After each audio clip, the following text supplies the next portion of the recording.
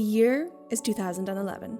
Famed pioneer of Oscar-worthy, not Oscar-winning content, the American TV network, The CW, is on the hunt for its next big show. One look at the media landscape tells us that supernatural dramas are hot. Twilight, True Blood, the aptly named Supernatural, Teen Wolf, and the CW's own The Vampire Diaries. If only the author of The Vampire Diaries, L.J. Smith, had another series of supernatural romance novels that could be adapted into a young adult TV show. The Secret Circle, aka The Vampire Diaries with witches instead of vampires. The show that stole the hearts of a small but passionate fan base and met its end after only a single season. It was a clear attempt to capitalize on The Vampire Diaries' success, and it seemed to have all the right elements. Mystery, magic, brooding teen boys, a spooky small town, and a group of 16-year-olds doing anything but their homework. So why did the CW fail to bottle its magic? Was it too formulaic? Its tropes too familiar? Or was it struck down in its prime? Hold on to your broomsticks, witches, because we are about to embark on a deep dive into the culture, the plot, themes, analysis, the ups, the downs, and the cancellation of The Secret Circle. Hi, I'm Ellen, and you're watching Illiteracy. We are in September, which means it's autumn, and what's more autumnal than witches? That's what network execs at the CW thought when they set The Secret Circle to premiere on the 12th of September, 2011. The Secret Circle. Series premiere this Thursday at 9/8 Central on the CW. I don't know about you, or where you were in the year 2011. Maybe you weren't even born. Crazy. But I was 13 years old, and I was eating up any supernatural teen romance that I could get my hands on. So when the CW offered me up a brand new brooding teen mystery romance, I had my fork and my knife in hand, ready to devour anything they gave me. And I did. And then about 14 years went by, and I almost completely forgot about the show. I thought about it maybe, I'm going to say, twice a year. But 2 weeks ago, the show called me back to her. So now, naturally, here I am, complete with a feature-length deep dive into the show that is The Secret Circle. So whether you loved The Secret Circle or you've never heard of it, let me acquaint the familiar and the unfamiliar alike. The Vampire Diaries and The Secret Circle were both written by the late, great L.J. Smith. Both were published in the 1990s, and Smith was hired by Alloy Entertainment as kind of a writer for hire, in which they pitched the concept of a vampire series to her, and she came up with the plots, the characters, the setting, everything in The Vampire Diaries. So this was all her original creation, but unfortunately, the copyright, the actual intellectual property, lay with Alloy Entertainment. And allegedly, she only got an advance of a few $1,000s for the original trilogy of The Vampire Diaries. Years down the line, when she disagreed over a pivotal plot point in The Vampire Diaries, in which she believed that Elena should end up with Damon instead of Stefan. If you know The Vampire Diaries, then you know. But Alloy Entertainment thought that she should end up with Stefan. They fired her and replaced her with a ghostwriter, Aubrey Clark. Smith released her versions of the later Vampire Diaries novels on the short-lived Kindle Worlds platform, releasing it as fan fiction. So Smith had to release fan fiction of her own work. Can you imagine that? Crazy. I am 99% sure that the same is true of The Secret Circle, because the first 3 books of The Secret Circle were written by L.J. Smith, and then the second 3 were written by Aubrey Clark, the same ghostwriter. And as I said, the books were published in the 90s, and the original covers are CUNTY. They are gorgeous. The reprinted ones, not so much. And I didn't know until researching for this that L.J. Smith actually passed away a couple months ago. So truly, truly, rest in peace. So we have our literary sources. Who is going to pluck this from the shelf to become an on-screen masterpiece? The CW, of course. The CW was a main player in teen/young adult programming. Maybe hard to remember for those young ones out there, but before streaming, we only had a few shows to choose from, and there were a few networks choosing what to show us and when they would show us them. And when they hit the jackpot with the Vampire Diaries, naturally, they wanted to replicate their success. So The Secret Circle follows a 16-year-old named Cassie who discovers she's part of a bloodline of witches along with 5 other teens who make up her coven or her circle. The show was commissioned in 2011 following the success of the Vampire Diaries, which premiered in 2009. And I talked about this in my latest Divergent video, but at this time, the late 2000s, the 2010s were very much dominated by supernatural teen romances. Every show, book, series promised to be the next Twilight, and then The Secret Circle came along and promised to be the next Vampire Diaries. Unfortunately, they didn't quite deliver on that promise, but more on that a little later. The Secret Circle got the Thursday 9 to 10 p.m. time slot directly after The Vampire Diaries. The Vampire Diaries, all new Thursdays at 8, followed by an all-new episode of The Secret Circle at 9. So obviously the CW were hoping that the Vampire Diaries crowd would similarly love The Secret Circle, and naturally because they have the same author, they have a lot of similarities, but I noticed from reading the book and watching the show that they changed a lot from text to screen, and they really amped up the similarities between the Vampire Diaries and the Secret Circle, and very much like 2010 did. And you'll see what I mean. So we have a chosen narrative where the protagonist is a part of an exceptional supernatural destiny / bloodline. Both the main characters are orphans. In the town they live, there are like evil, plotting parents with secret pasts. There's a love triangle between a boring but sensitive good guy and a brooding bad boy. The Vampire Diaries and Secret Circle both take place in small towns that are hotbeds of supernatural activities, Mystic Falls and Chance Harbor, respectively. It's somehow always autumn in these towns, regardless of the time of year. In the Secret Circle book, it was originally set in Massachusetts in a town called New Salem, which is a little on the nose, for sure, for a book about witches.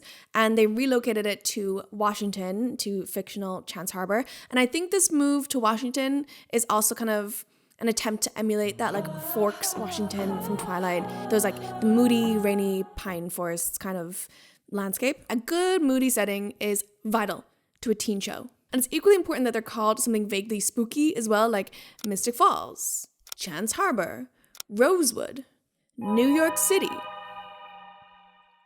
Okay, our main character, Cassie, is the loner, introvert, new girl in town, a la Miss Bella Swan. If you were a fan of 2000s/2010s teen dramas, you are going to see some familiar faces in this cast because a lot of them went on to other teen shows. If you are liking this ambiance, the spread that I have laid before you, maybe if you feel so inclined, you could show how much you like it, how much you appreciate it with a like or a comment or a subscribe or a share. If you really love it, maybe you could check out the Patreon because you can see where the Patreon money goes. It goes to a great cause. There's also no sponsor on this video, so you are getting this for free. For a very brief note on the Secret Circle books, I read the first one for this video, and the first book is basically like the first 2 episodes, plot-wise, of the show. But there's a lot more characters in the book. Like their circle is made up of 12 people instead of 6, and there's also a lot of references to boobs. It gave very lesbian vibes. That is not a joke. There were a lot of boob descriptions. For example, Susan laughed. When she did, her extraordinary chest jiggled in a way that made Cassie certain she wasn't wearing anything underneath her apricot-colored sweater. Right. Anyways, The Secret Circle, Episode 1. Air date, 12th of September, 2011. We open on a black screen, and we hear a child singing. A voiceover comes in as we fade in on a deserted road. We hear a woman's voice. My sweet Cassie, I didn't want you to have this life. Cassie Blake, played by Britt Robertson, driving along to the quintessential teen song of the 2000s. There's a few songs that genuinely just sound like a teen drama, like a CW drama.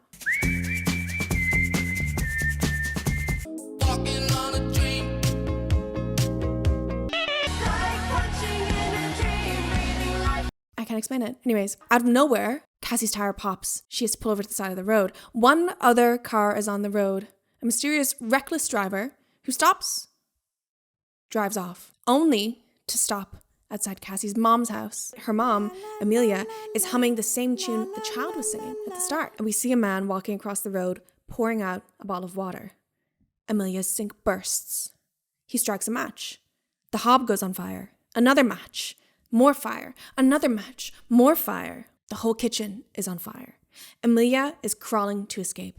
But, sexy evil man strikes a whole bundle of matches, throws them at the house, and the house explodes. We cut to the title sequence.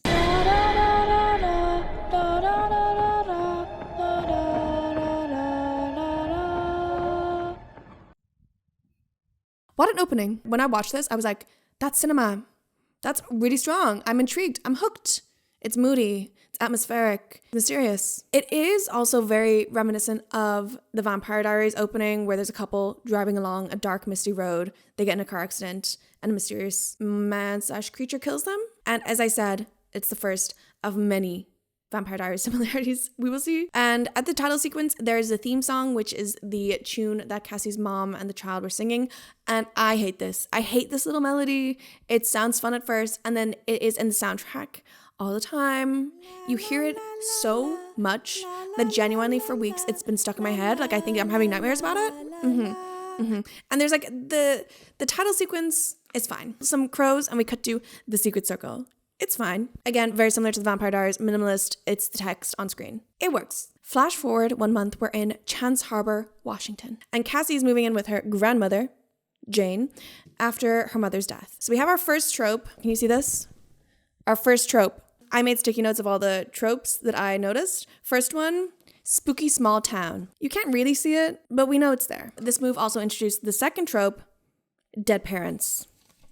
We have to have an orphan or semi-orphaned main character. It is mandatory. I don't know why, but it is. Cassie's next door neighbor is a shirtless hottie who also happens to be a part of Cassie's circle, but we'll meet him properly later. In the book, Cassie and her mom move in with the grandmother because the grandmother's kind of deteriorating in her old age. So in the show, they made the decision to kill off the mother at the very beginning, the dead parent YA trope. Also, similar to the Vampire Diaries, which takes place a few months after Elena, the main character's parents, both died in a car crash. In the TV show, her dad is dead. In the book, he's alive but absent. At school, Cassie meets Mean Girl Faye and the lesser Mean Girl, Melissa. From the first interaction, it's very clear that they are channeling Mean Girls. So you're the new girl. Yeah, that's me. You're very pretty. You're like really pretty. Thank you. So you agree? What? You think you're really pretty? The writers copied the text from the Mean Girl script and said, rephrase. Diana is the goody-goody class president kind of vibe, and her boyfriend is the soft, emo boy, Adam. A note on the cast, as I said, so many of these actors go on to be in other teen fantasy series. Obviously, our queen, Miss Phoebe Tonkin, was Clear in H2R, Just Did Water, and she was also in The Vampire Diaries. She slays. In this, her American accent,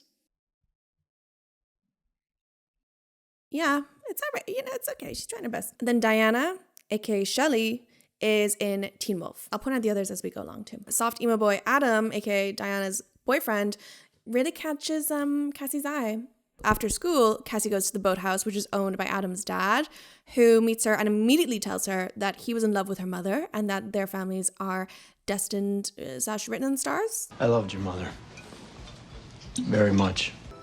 Our families are written in the stars. Okay. What happened to hello, my name is? What happened to hi, nice to meet you? What happened to pleasure to make your acquaintance? I also love how every teen show has like an after school hangout spot. Like we have Pop Shop in Riverdale, the Brew in Pretty Little Liars, the Juice Net Cafe in H2O, the Dot in Degrassi. Obviously, I understand this from a like production perspective. Like it's good to have a set that's not someone's house or school, but it makes me wonder, like, did people actually have these like cool cafes, these cool diners that you go to every day after school? Because I feel like I missed out. I didn't have that. Anyway, Faye sets Cassie's car on fire to see if it will spark her magic or to figure out if she knows that she's a witch, but her plan fails and Adam has to swoop in and save her. And Cassie knows that something weird happened, but everybody else is like, huh, No, it must have been like the battery. Some kind of fault. How strange. How curious. But then like 10 minutes later, they tell her everything. So I don't really know what was the purpose of this subterfuge. I don't really know what the purpose of this deception was. So the gang takes her to this like abandoned house that serves as their hangout, their apothecary, their abandoned house witch headquarters hangout spot. They tell Cassie that she is the final link in their witch circle. You're a witch. You're a full-blooded, 100% witch. And at first she says, you guys are all crazy, and she leaves. But then Adam catches up to her and they make water droplets float around them. And then they almost kiss, but they don't. But there's a lot of tension. And this begins a season-long arc of, I love you, but we can't be together. You have a girlfriend. Our families are written in the stars, but we can't be together. It's forbidden. But I love you. Anyway, it gets quite repetitive and a bit too drawn out to be satisfactory. I also just don't like Adam and Cassie together. I don't like Adam. He's very clearly just like an Edward Cullen, Stefan Salvatore look-alike rip-off. He's very Stefan-esque in that he's the like moral compass of the series. He's always trying to do the right thing, but he just ends up quite boring. And he doesn't have any of the charm that Stefan has, at least occasionally. Backwards hat has a chokehold on my Stefusi. And I don't think the actors have chemistry either. Sorry. It's Valentine's Day today. Is it? Yeah. That's so random. It turns out that the body from the intro who killed Cassie's mother is Diana's dad, Charles. I was so sure that this was the same man that played Elijah in The Vampire Diaries, but I was wrong.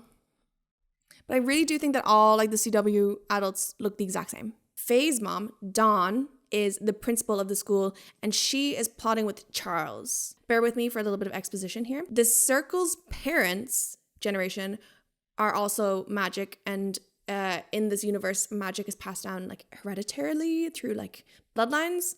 But the parents were stripped of their magic by the elders. But Dawn and Charles have this magic crystal that allows them to do magic. The crystals are going to be major plot players later on. This subplot of like the parents plotting and scheming starts off really strong. You know, it's interesting. It's a bit of suspense. It's a threat. It's inside, you know, the threat is inside the house. But it kind of fizzles out when the writers can't decide whether they want the parents to be evil or good. Because initially it seems like the parents are very much plotting against their children in order to get their powers back. But then as it goes along, they're very much fighting for their children rather than against. It's quite confusing. It's so confusing sometimes. Cassie's grandmother knows that there is something up. This whole kind of like generational involvement as well reminds me of the Vampire Diaries, and that like, I think in Mystic Falls, some of the parents were like vampire hunters or in these secret councils, and there's like a whole thing with the town's history that the town council was a part of, and they know all the supernatural elements. You know what I'm talking about, but that's another little Vampire Diaries similarity there. From episode 1, it's clear that Cassie is more powerful than the others, but she's very much like a reluctant kind of hero. She doesn't want to use her magic, but feels that she needs to like help or save people. On the other hand, Faye very much uses her power willy-nilly. She loves being a witch, but she can't always control her magic or its consequences. We have real power now. The last thing I want to do is control it. And I'm not going to. And this is a motif that we will see throughout the season. At the end of the episode, Cassie's grandmother says that when her mother couldn't sleep, she would count the stars. And when Cassie gets into bed, she sees that there are like all these glow-in-the-dark stars on her ceiling. And I thought that was really cute. So Cassie is counting stars by One Republic, and all of a sudden she hears something. A secret compartment in the fireplace has popped open, revealing a book/journal. And I liked that. I thought that was fun. I thought that was cool. I thought it was a very organic way to have a little bit of a like exposition kind of connection to her mother and also incorporate magic. I thought it was cute. The book itself is her family's Book of Shadows, which is the series name for like a spell book essentially, and it's complete with drawings and colorings. The group only have Diana's Book of Shadows so far, so this is huge for them. A lot of new information and a lot of new spells have been unlocked. In the book is a letter from her mother. You have incredible power inside you. People will come for it. They will come for you. And honestly, this first episode is really strong. It's like tropey, and I don't love all the characters, but I think it does a good job of setting up the world, the characters, the stakes, the themes, which is, some might say the function of a pilot of a TV show, but not all pilots are created equal. It establishes some key themes that we'll see throughout the season, kind of the struggles between destiny and fate versus your own individual agency, the idea of like generational patterns and legacy, the battle between good and evil, the corrupting nature of power, and the danger of magic, because from the start, it's established that magic is dangerous and that practicing magic is playing with fire. This episode was directed by Liz Friedlander, who has also directed episodes of Pretty Little Liars, 90210, The Vampire Diaries, Gossip Girl. She is a teen TV veteran. Episode 2. Episode 2 starts with Cassie trying to practice out a little magic of her own. She tries to light a candle, but she ends up opening the curtains behind her instead. Then she spots Nick, her haughty neighbor, through the window, and she tries to close the curtains, but ends up closing and shattering his window. And this establishes, again, the kind of unpredictability of magic, how it won't always do what you intend. And the two members of this circle, Melissa and Nick, are sleeping together, but it's very much situationship.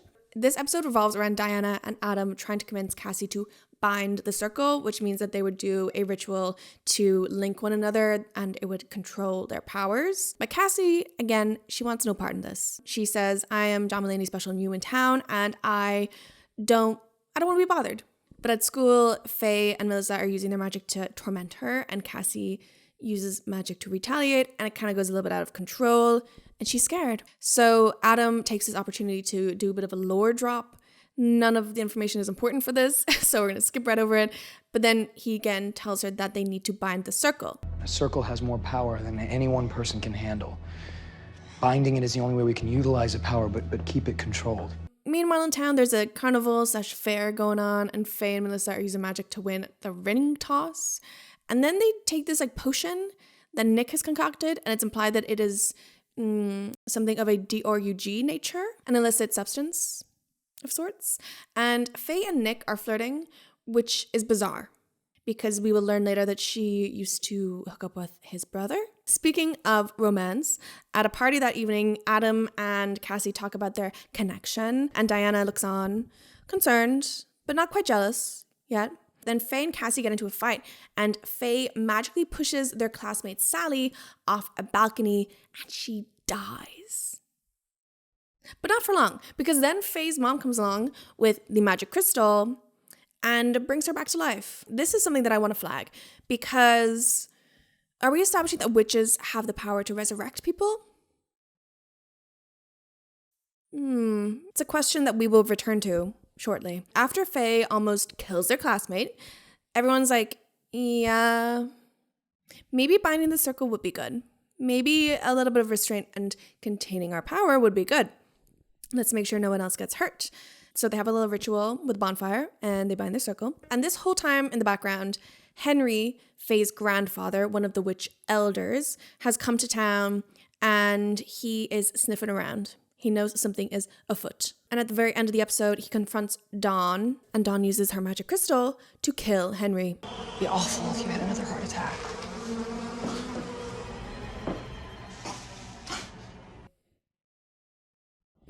Right, okay. Now that the gang have bound the circle, they are not able to do magic individually. There needs to be at least 2 of them in order to do any spell, and the girls are not happy. Specifically, Nick, Melissa, and Faye. Last week I was setting things on fire without having to hold someone's hand to do it. A little side note about Faye, she is not very nice a lot of the time. She's kind of reminiscent of Blair Waldorf from Gossip Girl in that she is loyal and protective, but can also be really mean. And if you're gonna date Melissa, treat her right. She also thinks she is the center of the show and doesn't care how her actions impact people. And initially I found it a bit unbelievable that Melissa would want to stay friends with her because she says some crazy mean things. I don't mind being alone. Unlike you, Melissa, I like myself. But this actually becomes a plot point later on in the season. And it was at this episode that I note down in my notes that the color grading is not my favorite. It is clear that they were going for kind of grungy, spooky look, but it is so desaturated dark that for a lot of it, when I was watching it, I was like squinting at my screen or my TV and I was like, what is going on? Brightness, brightness, brightness, brightness, brightness, brightness all the way up. I was like, what is going on? I cannot see. I also wrote down in this episode, Phoebe accent bad. I don't know exactly what she said that prompted it, but there are a few choices. My mom's chaperoning the dance tonight, so come over around 8. He blames our parents. You do if you have your mom's master key. Sally, the girl who was pushed off the balcony by Faye and very briefly died, does not remember what happened to her that night, but is very suspicious of Faye. Then this plotline is completely dropped. Sally literally disappears after this episode, and we don't see anything else from it. Okay, in this episode, there is a school dance. First of many, might I add. We see this in the Vampire Diaries and Gossip Girl. There's always like so many social functions and like school dances, town galas, etc. for all of the characters to dress up and interact with each other. Speaking of dressing up, let's look at these outfits, shall we?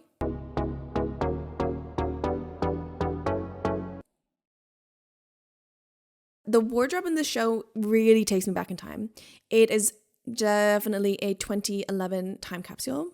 The obsession at this period in time with wedge heels and like a heeled ankle boot, specifically a heeled ankle boot that will lace up.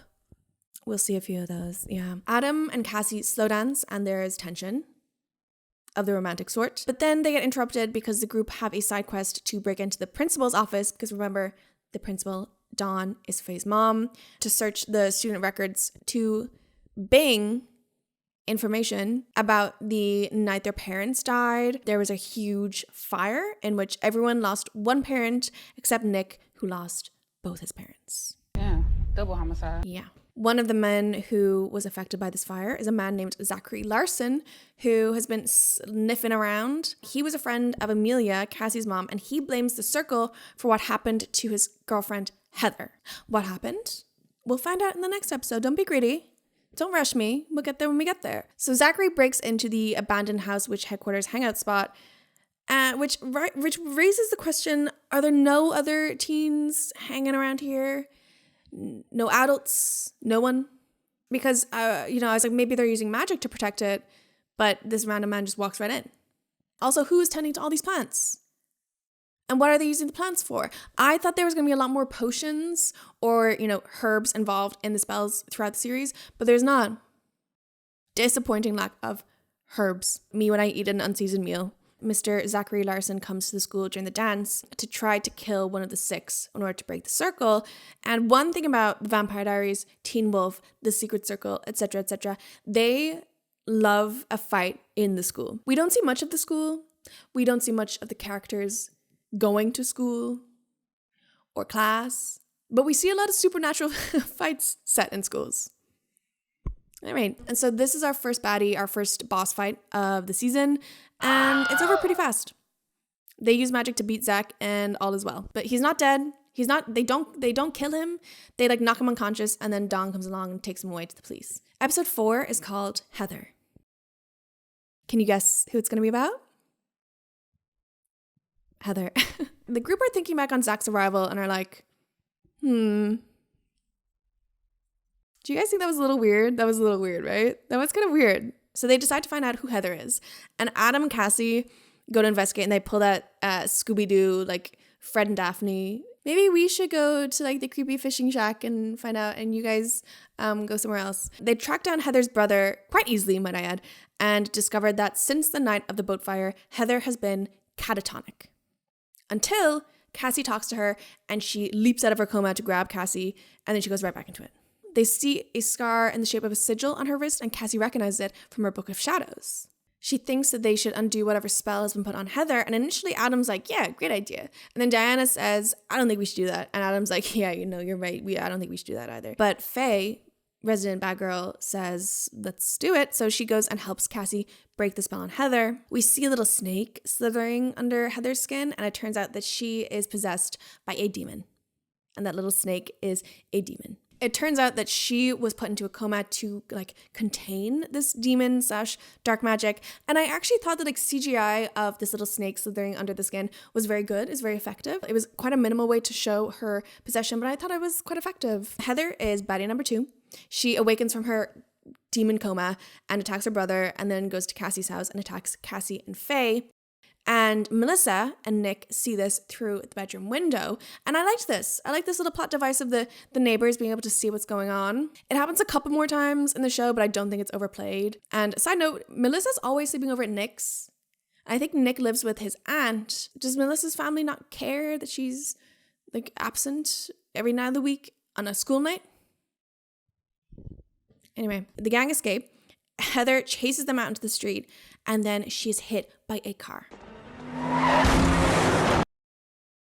A character getting hit by a car, when it's done right, it can really hit. Literally. Like a good car death. Sometimes it can feel like a cop-out, but sometimes it can be quite effective.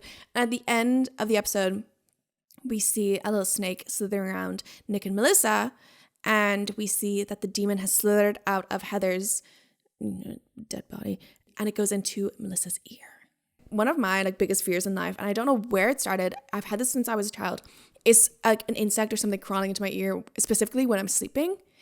And so when I sleep, no matter what temperature or whatever it is, when I'm falling asleep, I have to have something cover my ear, whether it is an eye mask, whether it is my hair, whether it is the duvet. Anybody else? Episode 5. Episode 5 is aptly named Slither because we see the snake slithering around under Melissa's skin.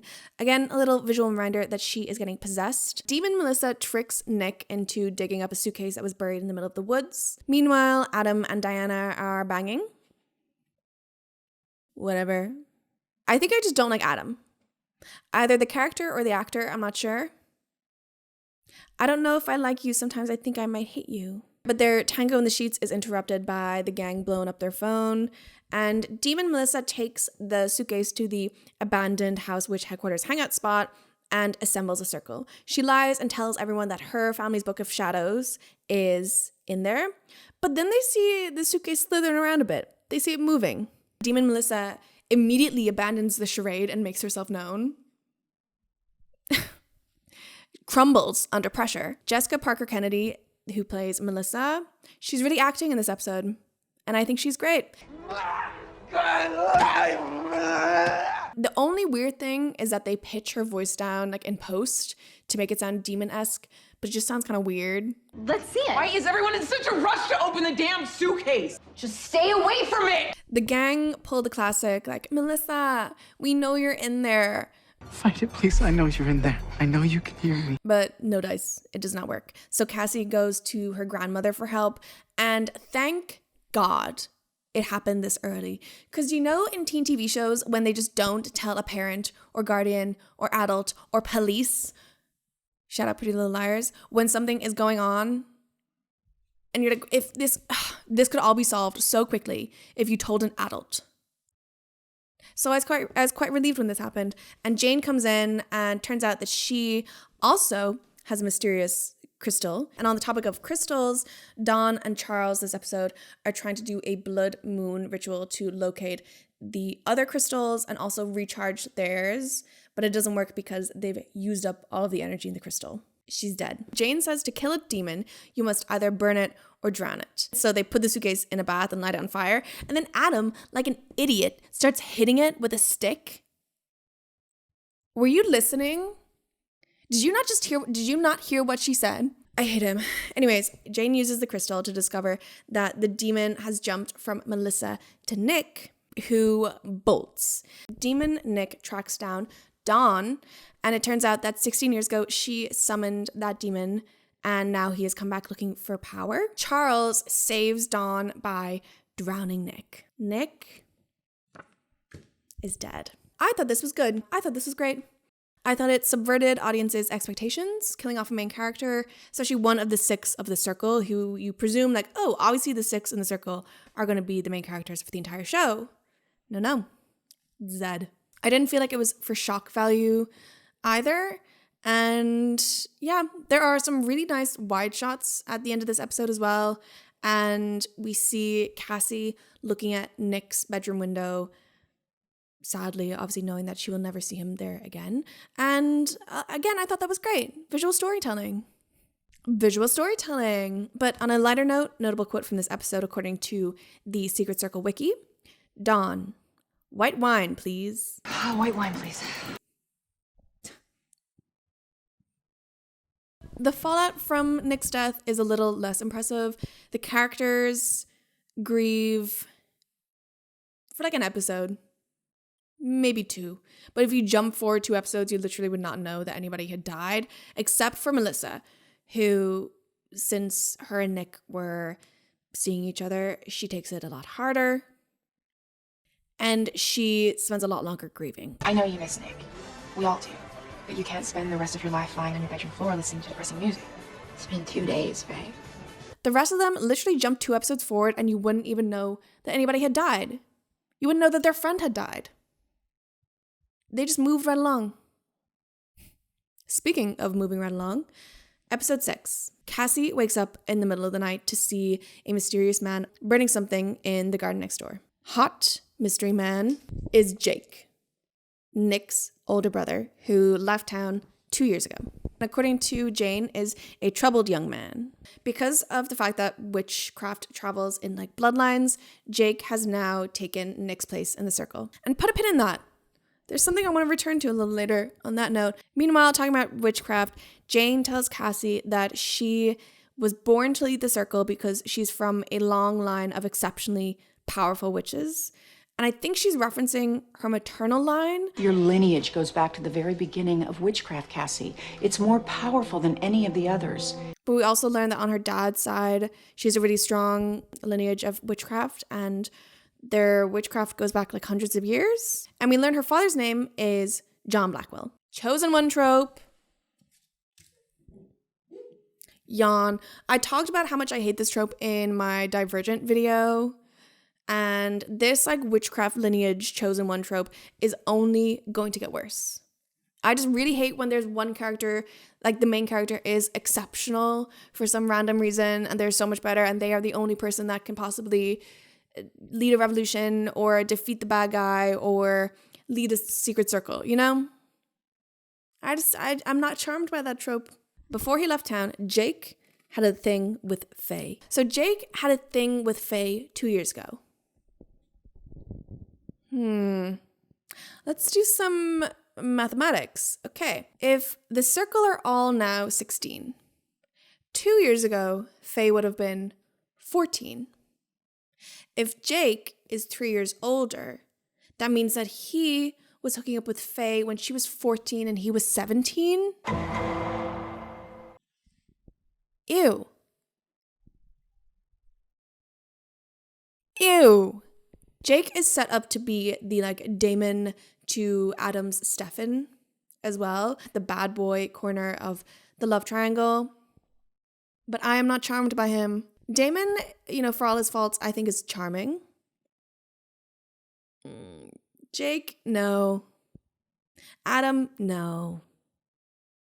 Also, Jake is quite violent and has like severe anger issues. Scary.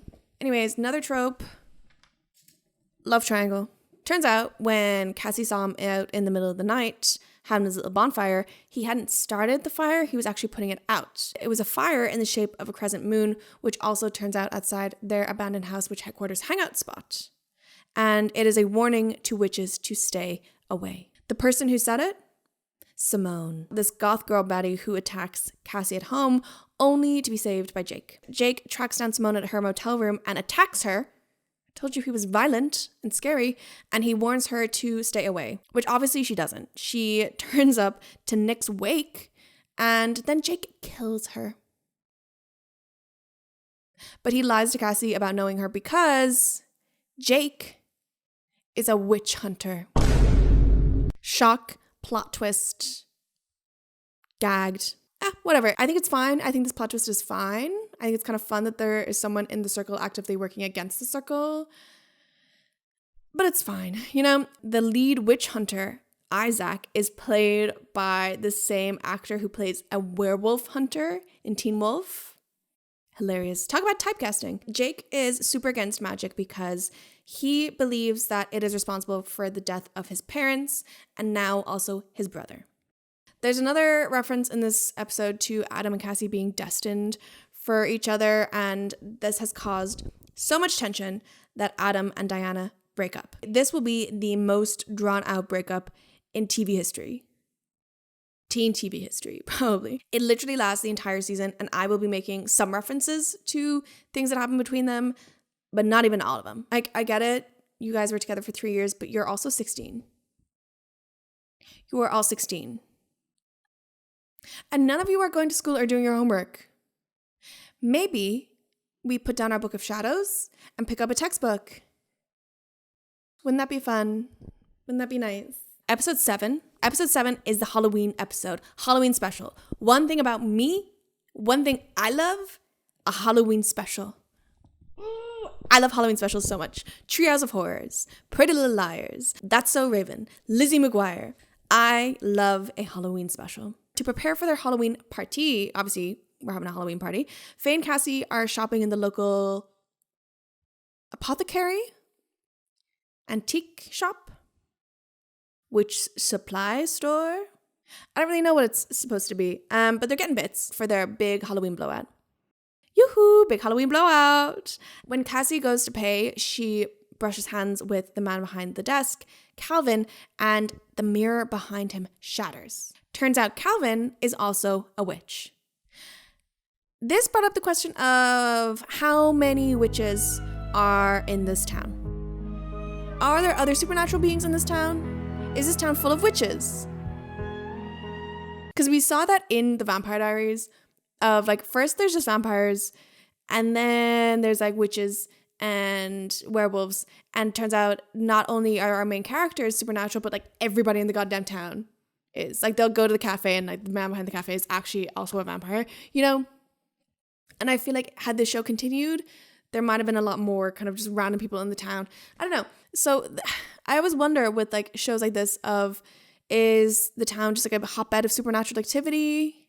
Why is that? I just feel like when you start introducing other characters that are also supernatural outside of like the main circle and like their family, things start to open up and the questions start to arise. Jake goes to Calvin and threatens him and says, "Don't you dare tell Cassie anything about witchcraft or I will kill you."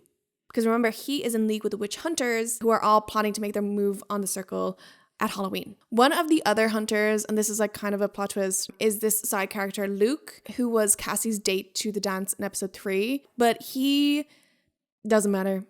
And you'll see why in a little. You might also recognize this actor as Carter from Make It or Break It. The girlies used some magic to animate some Halloween decorations. But I gotta say, I'm disappointed in their costumes. I feel like Halloween episodes are a chance to really show off that costume budget, to show off the characters' personalities. I feel like Halloween episode is a great insight to maybe learn more about the characters. You know, are they going to dress up as a character from their favorite film? Are they going to maybe dress up as a witch, a little tongue-in-cheek kind of joke? Are they going to be slutty or are they going to be like gruesome or goofy? But the costumes are so boring. And literally, what is the point of having magic powers if you're not going to use it to slay on Halloween? Cassie is a killer bee. Diana has fake teeth. Faye is, I think, Little Red Riding Hood.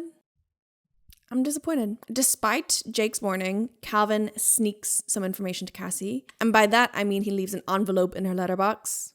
Follow me on Letterboxd. It tells her that she has dark magic inside of her because of her father, John Blackwell. And Jake finds Calvin and kills him. In the middle of the street. Incinerates him on Halloween.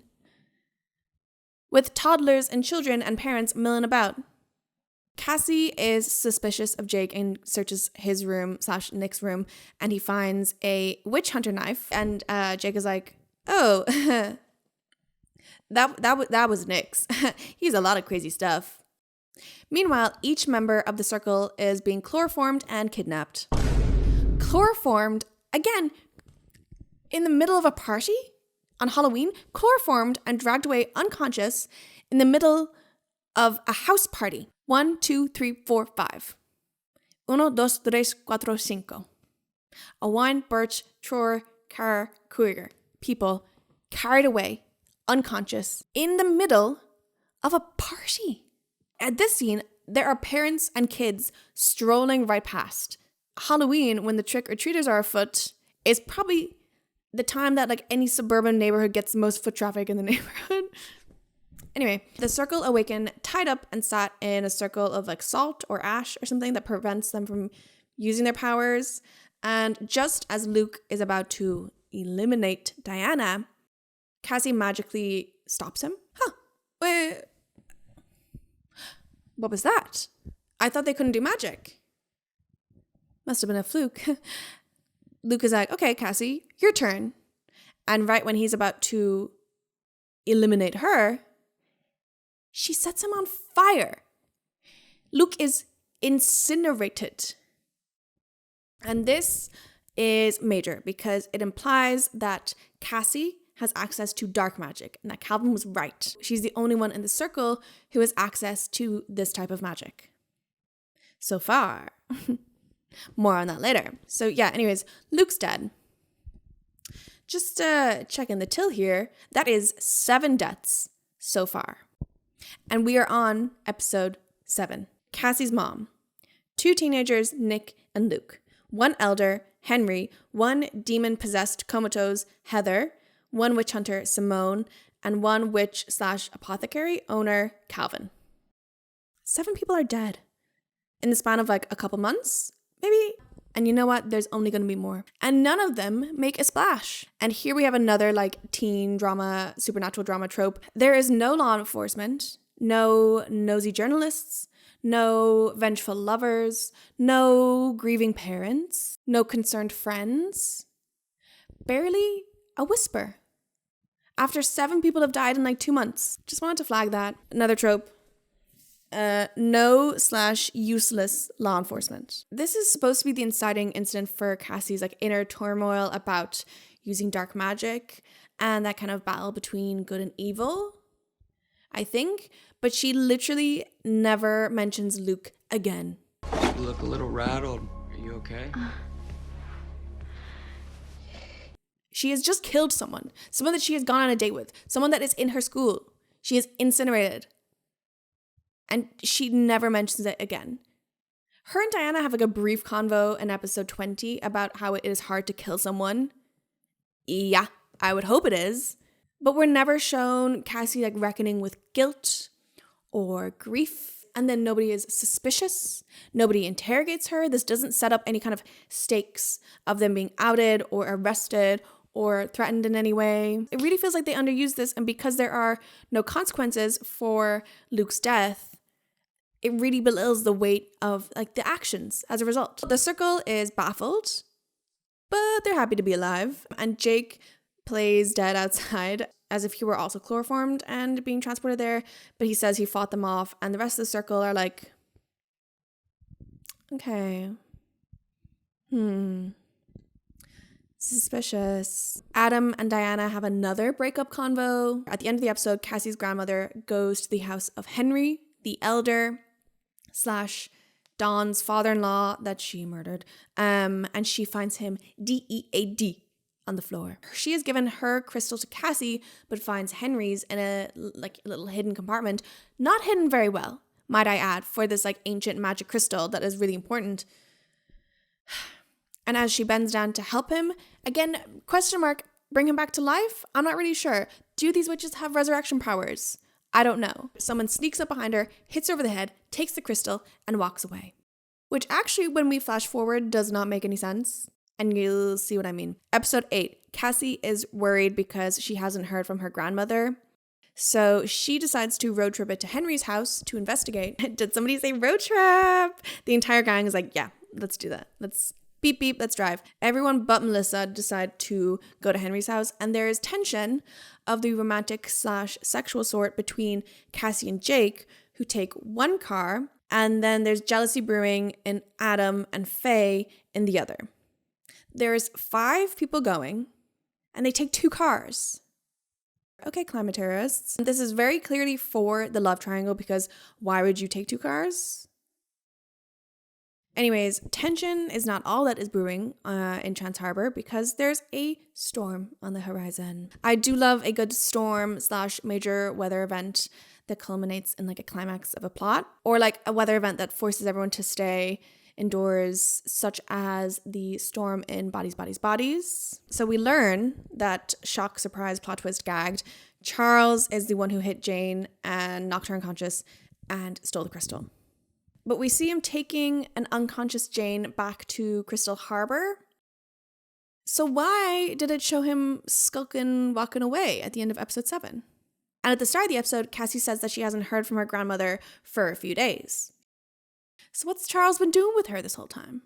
When they get back to Crystal Harbor, him and Dawn use a spell to manipulate her memory. And then Charles and Dawn fight over who gets to keep the crystal. And it's clear that they don't trust one another. But he texts Cassie from Jane's phone saying all is well. So the teens decide to ride the storm out in Henry's house. Faye is seeing spooky signs left and right. When they first arrive, she hears a little girl shouting. Then she sees wet footprints on the stairs that lead to a child's wellies. Suspicious. The gang play Truth or Dare, and Jake and Cassie lock lips, and a jealous Faye storms off to have a bath. But the bath fills up with seaweed and lake water, but no one believes her. Because when they go to investigate, the bath looks normal. Pause. Everyone's like, are you sure you didn't fall asleep? Are you sure you didn't dream it? You guys are witches. And you're like, that's impossible. That could never happen. Your bath filled up with lake water and seaweed? You're seeing a little girl? Okay. I think you might have had a little nap, Faye. I think it might have been a little dream. This annoys me in like supernatural dramas or whatever, when something supernatural happens and then everyone else is like, that's crazy.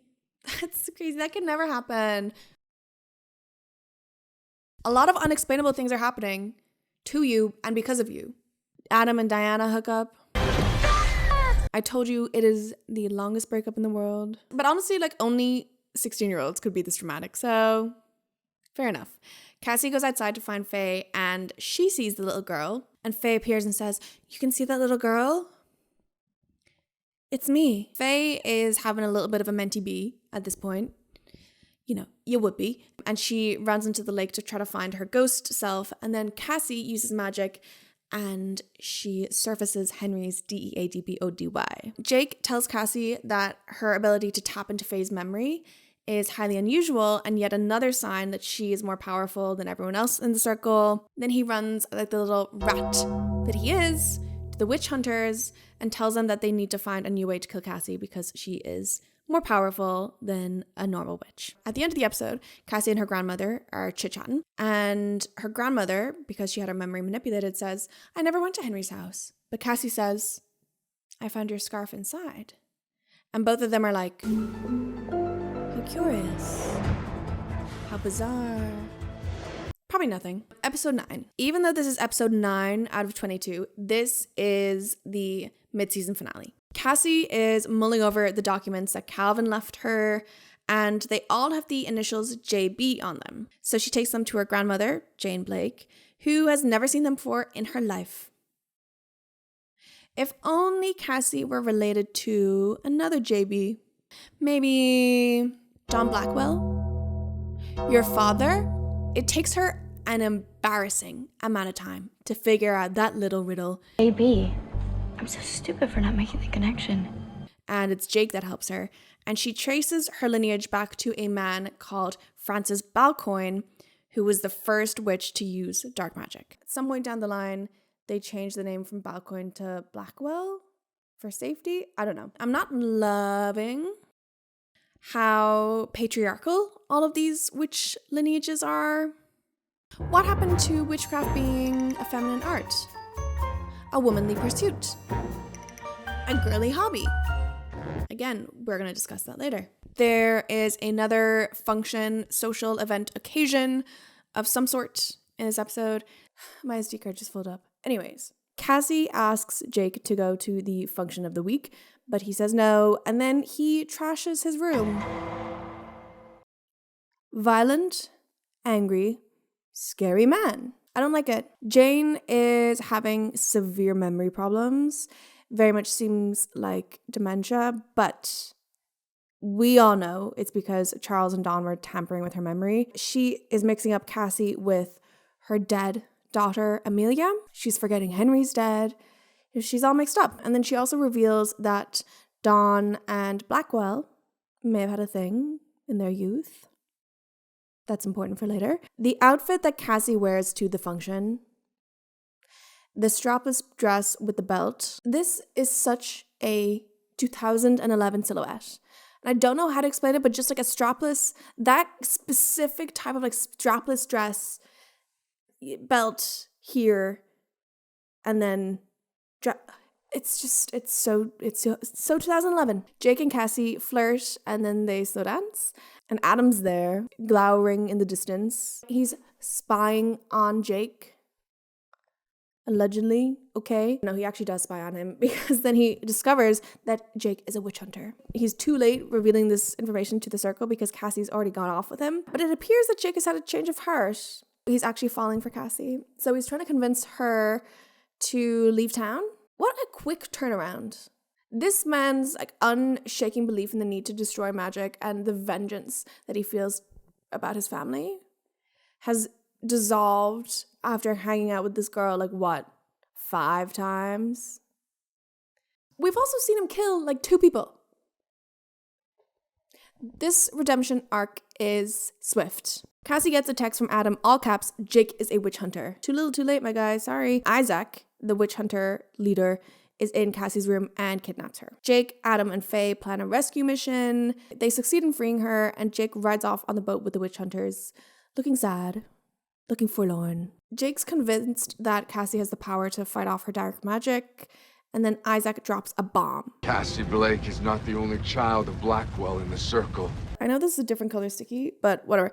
I was waiting for the secret sibling trope to pop up somewhere because it's always there. There's always a secret sibling, and I was crossing my fingers and praying that it was not going to be a love interest because we've seen that.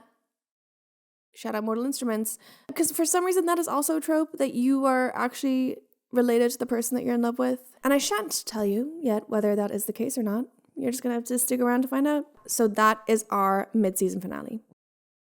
How are we all feeling?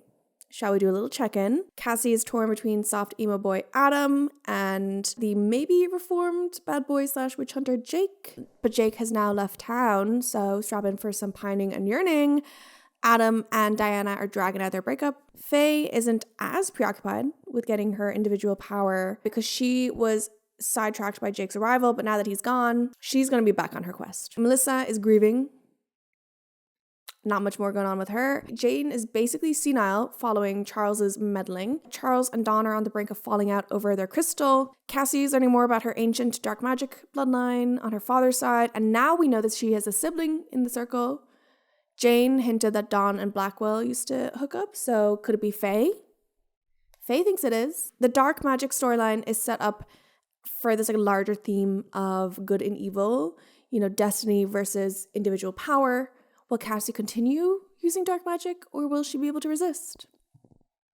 A little hint, it is not the latter. This mid-season finale got 2.17 million viewers. The Vampire Diaries was pulling in 3 to 4 million viewers over its first season, but then in 2011, when The Secret Circle was airing, it was getting around 2.5 to 3.5.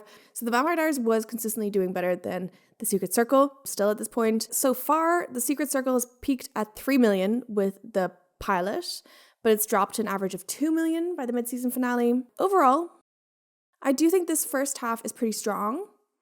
It's pretty action-packed. There's a lot of lore, a lot of secrets uncovered, but sadly, the second half, she takes a bit of a dip. So the episode summaries are going to get a little shorter, a little briefer. We're going to zoom along a bit faster because not as much is happening. Viewers were really left hanging for episode 10 because episode 9 aired on the 10th of October 2011, but it doesn't return from its mid-season break until the 5th of January 2012. Quite a break. Could you imagine if I took that long of a break to do the second half of this video? I won't do that.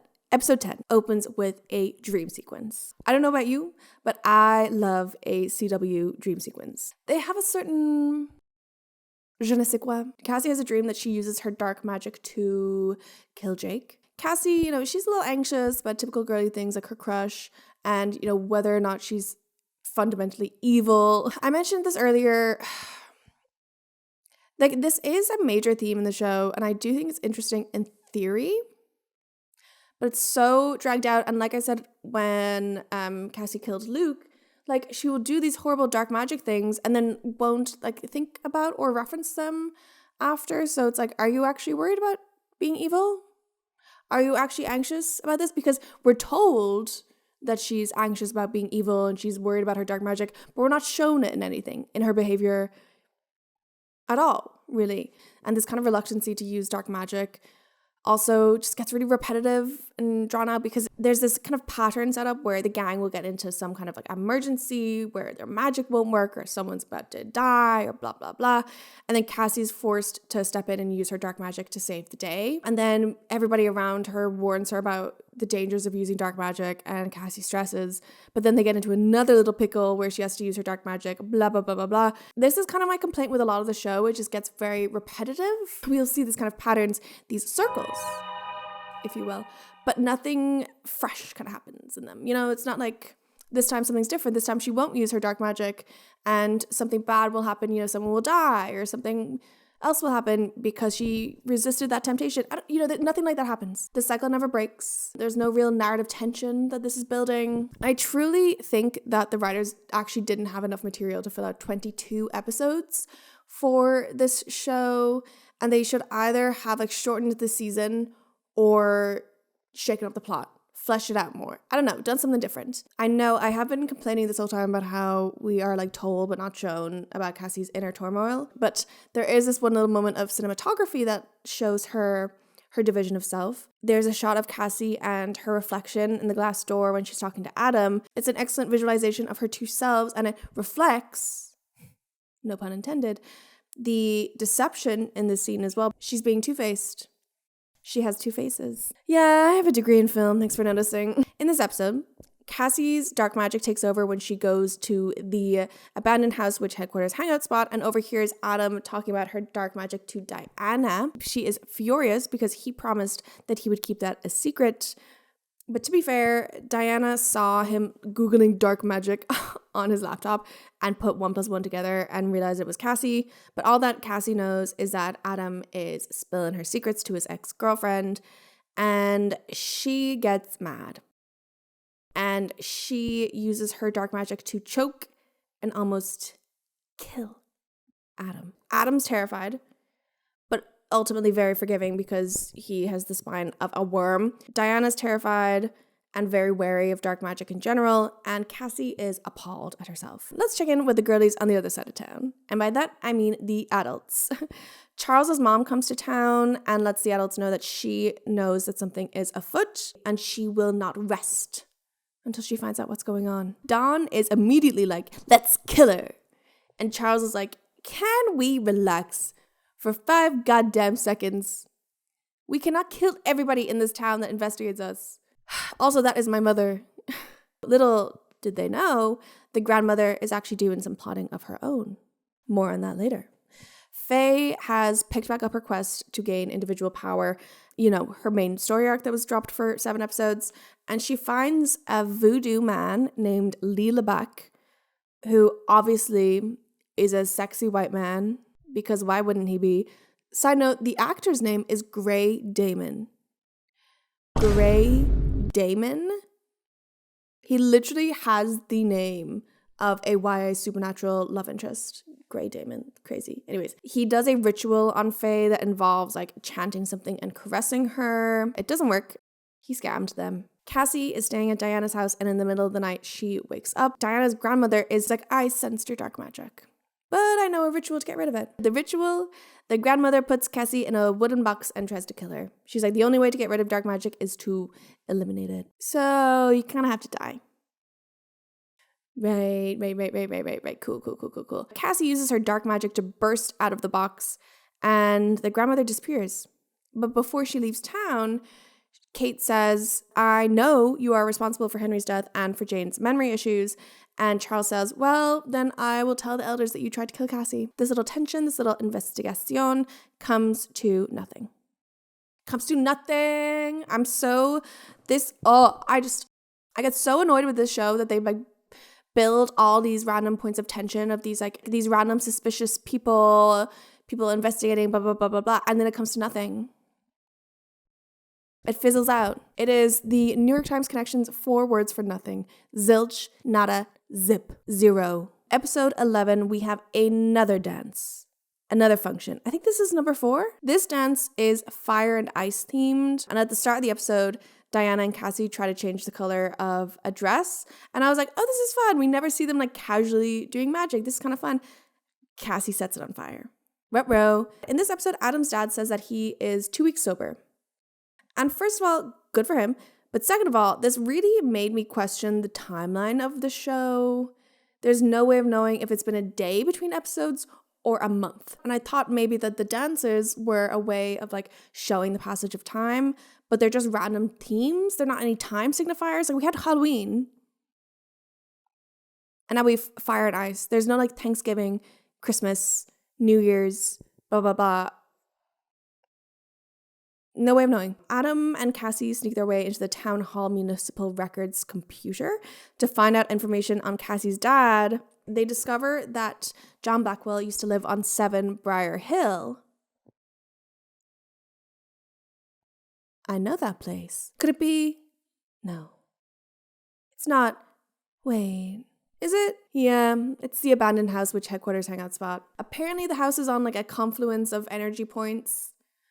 Sure. Anyways, let's go to the dance. If there is one thing Adam is going to do, it's glower from afar. Him and Diana have another post-breakup convo. Get over it. Get over it. I know, okay, in real life, yeah, you're probably going to have a lot of conversations post-breakup if you are 16 and you've been together for 3 years. Yeah, but from a storytelling perspective, this dragged out breakup is so boring and repetitive. It adds nothing. It adds nothing. Like these scenes are a waste of time. Sorry, they're a waste of time. We saw the breakup coming from the very first episode when we see that Adam and Cassie are like flirting with each other and they are destined, written in the stars, whatever. So as an audience, we don't need this much fallout. We don't need this much like decompression and analysis of what went wrong. We don't need this. It's boring, it's stupid, it's repetitive. Cut it out. Lee in the back is hanging around outside the high school waiting for Faye. Get a job. Get a hobby. Get a job that's not profiting off a culture that's not yours. Mr. Voodoo practitioner, okay. If you have graduated from high school, you have no business hanging around outside one. Creep. You also have no business hanging out with teenagers. And you certainly have no business dating any. I'm sure you can all see where this is going. Lee proposes that they take Cassie's magic and put it in Faye so that she can have individual powers. So she invites him to the dance.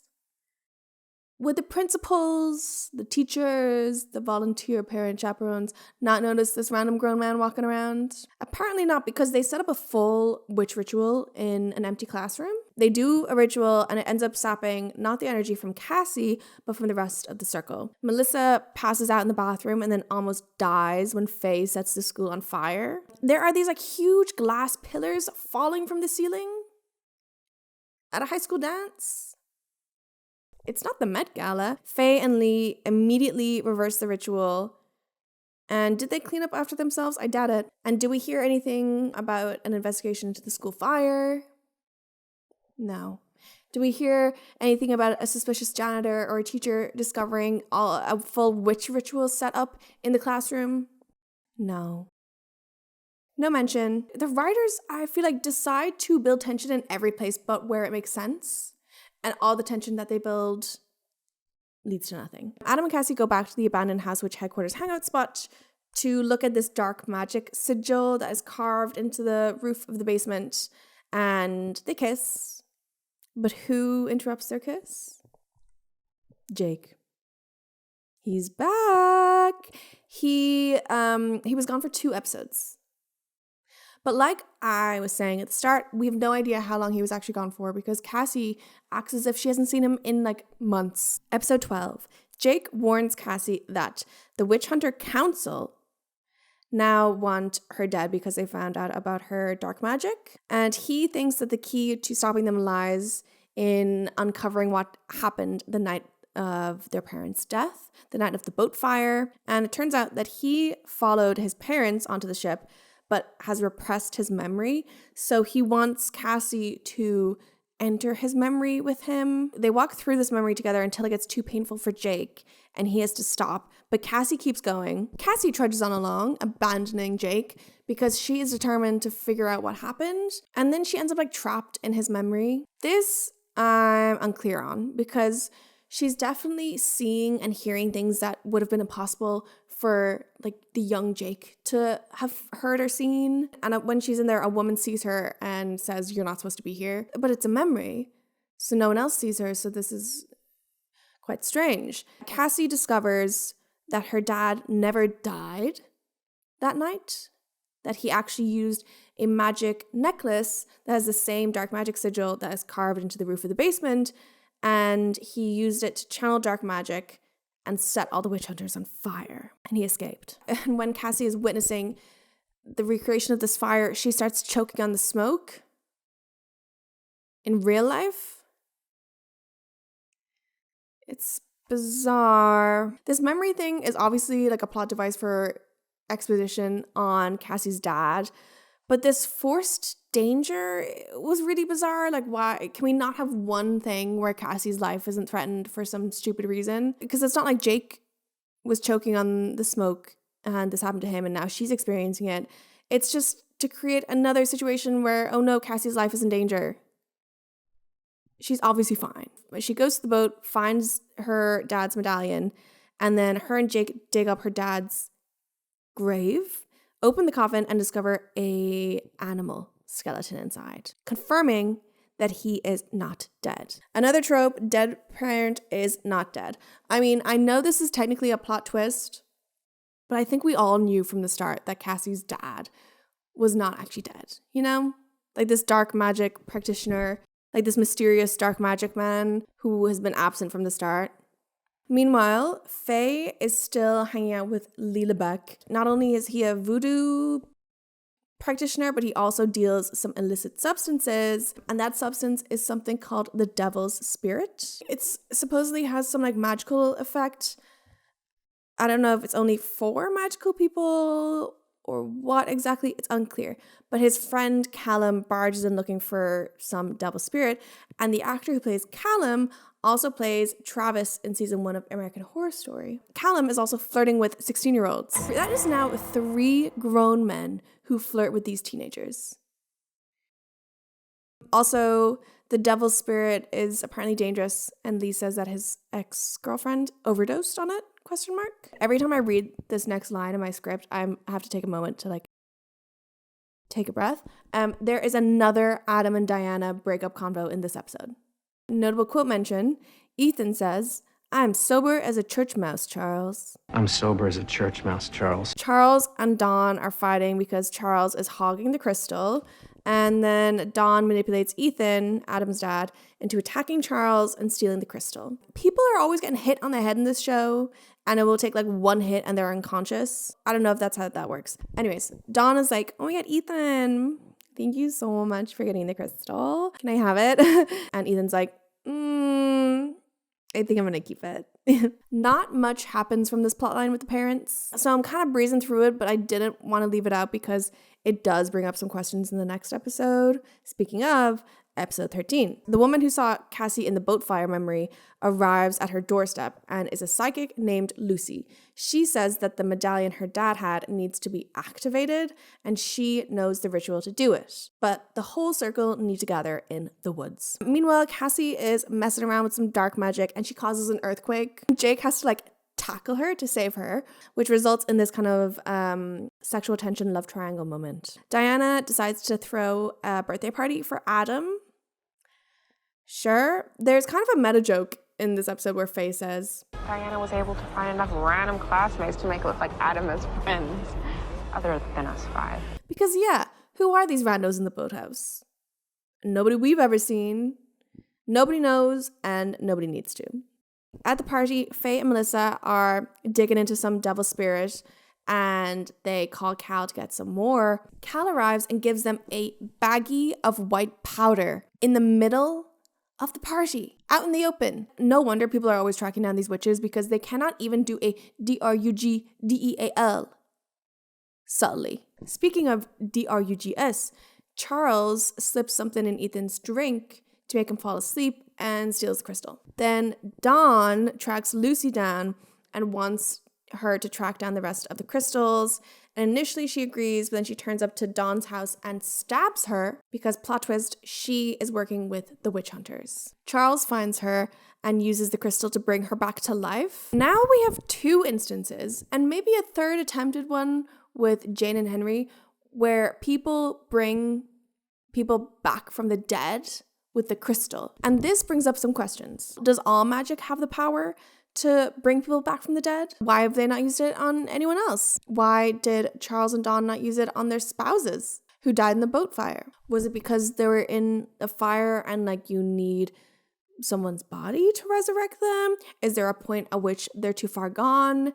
Is it a time-sensitive thing? Also, now because we've seen this happen twice, it makes any death that will occur feel a lot less impactful because we know that death can be reversed. We saw that kind of thing happen in the Vampire Diaries and Supernatural, where characters would die and then be resurrected either like the next episode or the next season or whatever. And then no death has any impact because you don't know what is real, what is a fake out, what the writers are going to decide to reverse for plot convenience. And I have no doubt that this show would have suffered the same fate if it had gone on for longer than a season. The Circle meet with Lucy in the woods, and she guides them through a spell which is not to activate the necklace, but is actually sucking out all of their powers. But Cassie uses the medallion to threaten her and tells her to deliver a message to the witch hunters, which she does. The witch hunters kill Lucy, another death for the tally. At the end of the episode, Faye and Jake hook up. Episode 14 opens with them hooking up again. I've said it before, I will say it again, I'm not in love with the idea of 19-year-olds hooking up with 16-year-olds that they also hooked up with when she was 14 and he's 17. We get our first concrete time signifier since Halloween, and it is now Valentine's Day. So we are in episode 14, and since Halloween in episode 7, it has now been almost 4 months. It doesn't seem like it's been that long, and I think that's because we've had no episodes of normal life. It's all been these dramatic life or death scenarios, and I understand that from a plot writing perspective, but for the sake of some character development, I think it would have been nice to have some stability at some points, something for the characters to bond over that's not a new spell that's going to save their lives from the witch hunters. You know what I mean? We don't really get any insight into the characters' personality, into their goals, into their motivations. Are they studying hard at school to get into college? Do they want to go to college? Do they not care about school at all? Do they have any hobbies? I just would have loved some more romantic or platonic relationships developing in situations that are not them running from witch hunters. I know in theory that might sound kind of boring, but I'm bringing it up because I ended the season not knowing much more about the characters than what we knew from episode 1. Obviously, I know what happens to them, but I don't know much more about their personalities. They're always worried about medallions and rituals. What about homework? What about college applications? What about a girl's sleepover? Okay, we do get that last one in this episode. As I said, it is Valentine's. Adam asks Cassie out. Like a date? Yeah. Like a date. Great. But Faye is having an anti-Valentine's, Galentine's sleepover, essentially. And Lee has given Faye a doll that she has to put under her bed that will give her her powers back. But he's actually doing that to transfer energy from Faye to his comatose girlfriend. The one who overdosed on Devil Spirit? Yeah. More on that a little later. The girls are having a fun time. Faye, Melissa, and Diana are taking some Devil Spirit. They're casting some fun little spells. And obviously, it wouldn't be a slumber party without a pillow fight. In terms of the group friendship dynamic, this episode is the culmination of some tensions that have been brewing between Melissa and Faye, where Melissa is growing tired of Faye's meanness, and Faye is insecure that Melissa is going to drop her for Diana. And at one point, Melissa ODs? ? So she's getting sick, and she grabs Diana's hand instead of Faye's. How symbolic. Isaac's back, and he tells Jake that the medallion contains the power of dead witches that Blackwell killed. And we see their ghosts stalking Cassie.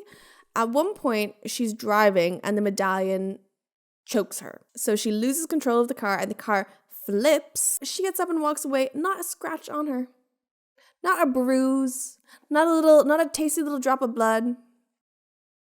She's out of the car and running to the church where Blackwell killed these witches, okay? Jake and Adam find her, and the witches possess Adam because they want the medallion, but Cassie destroys the medallion, and so the witches disappear. Cassie and Adam finally get to have their first date. Exciting for some, I guess. I sure hope there's not a creepy man watching on from the distance with a sigil marked into his hand. Oh. Creepy sigil hand man? Cassie's dad. My name's John Blackwell. I'm your father.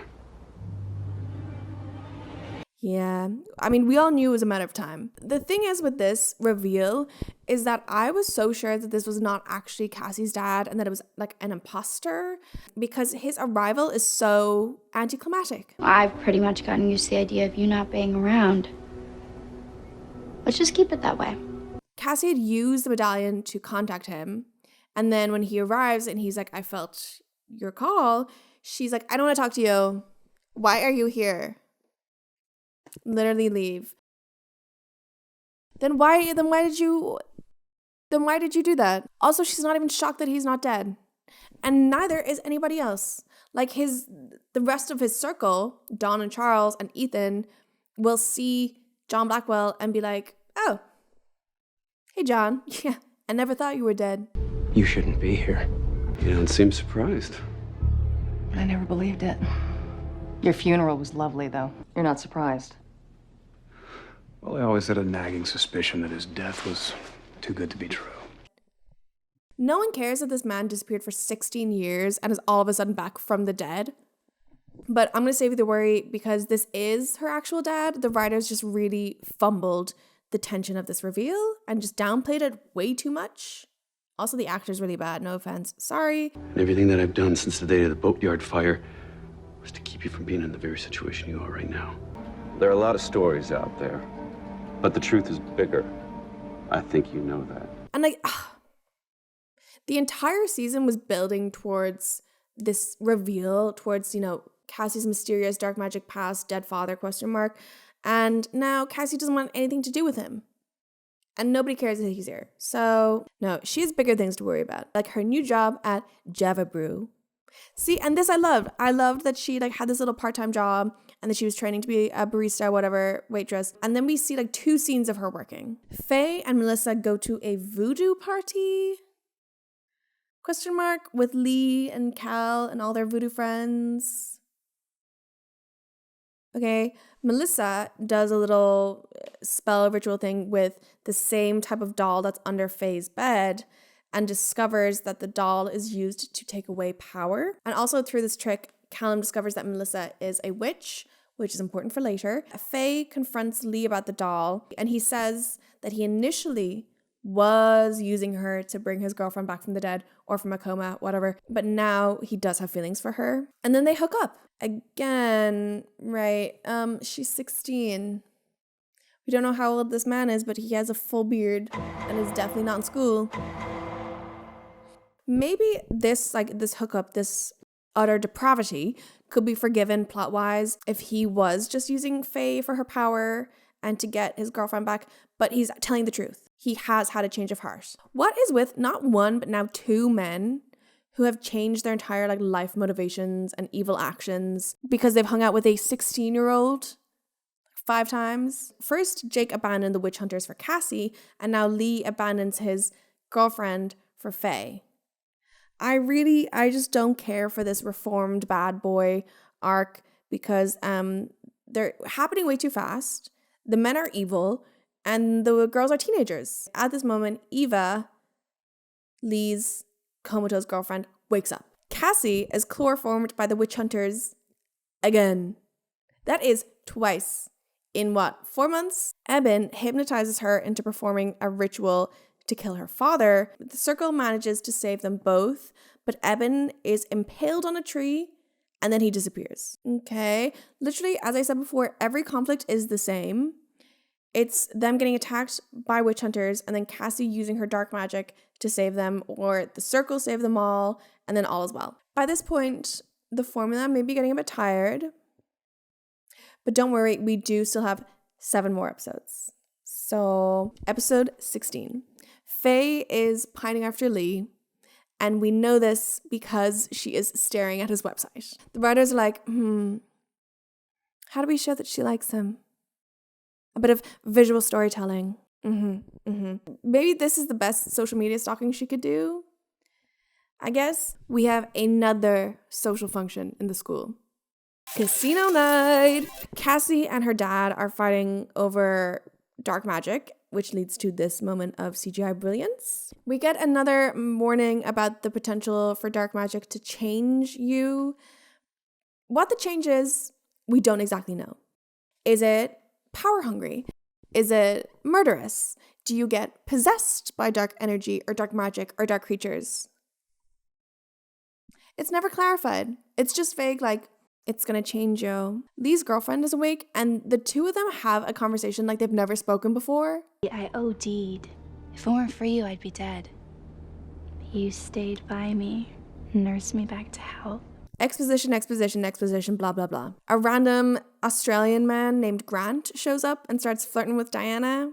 He's a sailor? How old is he? We don't know.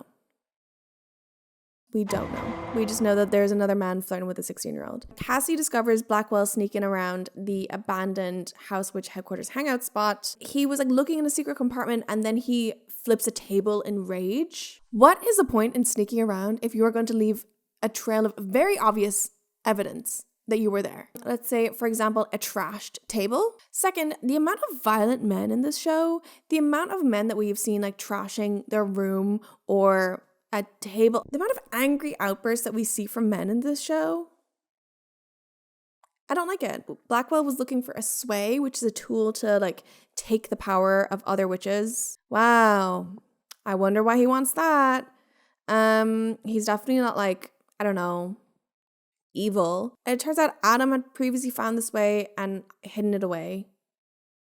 But they never use this way, so I don't understand why this is introduced. Faye goes to Lee's and meets Eva, and Lee pretends not to know her. He treats her just like a customer. It is casino night. Australian man shows up and flirts with Diana. Eva catches Lee and Faye and storms off furious, but not before she calls Faye a coping mechanism. You were lonely. You didn't know if I'd come back. She's a coping mechanism.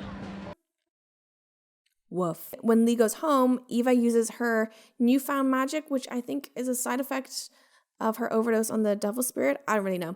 She uses her magic to kill Lee. His wiki page says, cause of death, drained of life. Yeah. I can relate to that one, man. It is now Jake's turn to glower over Cassie. Some notable quotes from this episode. Oh God, imagine if there was another Cassie running around. Then you could each have one. The number of surprise visitors I get, I really gotta keep my room a little neater. Outside the school, Blackwell is stabbed, and Cassie pursues the mystery attacker who turns out to be Ethan, and she almost kills him, her love interest's dad, but then her dad is like, Cassie, let him go. He tells Cassie that Ethan blames John for what happened, and because he was in love with Amelia, he feels like John stole Amelia from him. It also turns out that he betrayed the circle to the witch hunters the night of the boat fire, but he thought that they were only going to kill Blackwell, but they killed everyone. So that's kind of imply that maybe that's why he is now an alcoholic. And then he makes another reference to how he and Amelia were written in the stars, and now Cassie and Adam are written in the stars. But Blackwell says, written in the stars isn't just destiny. It's a curse. This situation was crazy because Cassie just almost killed someone. And like, again, it's implied that like the dark magic is changing her. She actually just seems kind of evil. There is not really a lot of moral gray area happening here. It just seems like she doesn't really care about killing people. Anyways, we cut from Blackwell saying it's not a destiny, it's a curse, to Adam and Cassie having sex for the first time. And a murder of crows is circling overhead. Also, crazy to like sleep with someone for the first time when you were tempted to kill their father like an hour before. Episode 17. Young love. The thrill of making love with someone for the first time. Nothing to spice things up like a little generational curse. In the Secret Circle wiki, the start of this episode is described as such. Unaware of the multitudes of dead birds outside, Cassie and Adam revel in their post-coital afterglow. Couldn't have said it better myself. Adam and Cassie go outside to see dead crows everywhere. The birds are a harbinger. A sign that the curse has been activated. How embarrassing would it be to sleep with someone for the first time and then that is announced to everyone because a murder of crows drops dead in the sky and your father is the one to see it? But I also want to put a pin in this little curse for now. To learn about this generational curse, Cassie visits her grandmother in a clinic? Nursing home? Question mark. It's where she's been because of her memory problems, and she's still not doing great. But Jane explains that if the two mentioned in the curse do the dirty tango in the sheets, it will end up killing someone in the circle. And Ruh-roh, Jake has started having hallucinations and has a fever. Luckily, there is a handy-dandy elixir that Blackwell can brew up that will strip Cassie and Adam of their romantic feelings. Anyway, I wrote in my notes for this episode, no chemistry. I was getting a bit exhausted of seeing Adam and Cassie. The elixir works on Adam, but not Cassie. So he no longer feels any love towards her, but she is still in love with him. It's kind of explained that like because of her dark magic, she is too powerful to be overcome by this elixir. I don't know. But she was hypnotized by Eben a couple episodes ago, so I don't know where the line is supposed to be in terms of what does and does not work on her. But then at the end of this episode, we learn that there was actually no curse and that Blackwell faked it all. I think in order for Cassie to be more easily manipulated. And remember when I said earlier, let's put a pin in the bird thing? How did Blackwell know that Adam and Cassie were sleeping together for the first time? He's not living with Cassie. I'm sure this is not information that has been volunteered. It's a plot hole at best and really creepy and disturbing at worst. Cassie goes to Calvin's shop and we know that he has been missing, aka dead, for 4 months, but she is shocked. She's not heard a peep, nay a whisper. My uncle's not here. Do you know when he's going to be back? He's been missing for months. Does nobody care? And how would you have not heard this on the news, in the local newspaper, in the grapevine? It seems like a pretty small town. I feel like news would travel quite fast. And like, as I said earlier, nobody is investigating this string of mysterious deaths in this tiny town. And another one has just been added to the list with Lee, drained of life. Faye goes to meet Lee. Obviously, he is deceased, drained of life. Eva is panicking, asking Faye to bring him back from the dead. Faye says she can't do that. And again, I'm confused because we have already seen 2 people come back from the dead.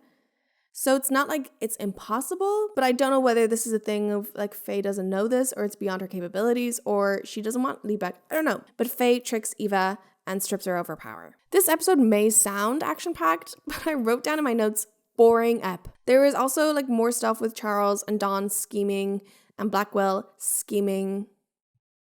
And them all like talking to each other and then talking behind their backs, but it's just repetitive. And again, it doesn't add anything to the plot or any tension that has not already been developed.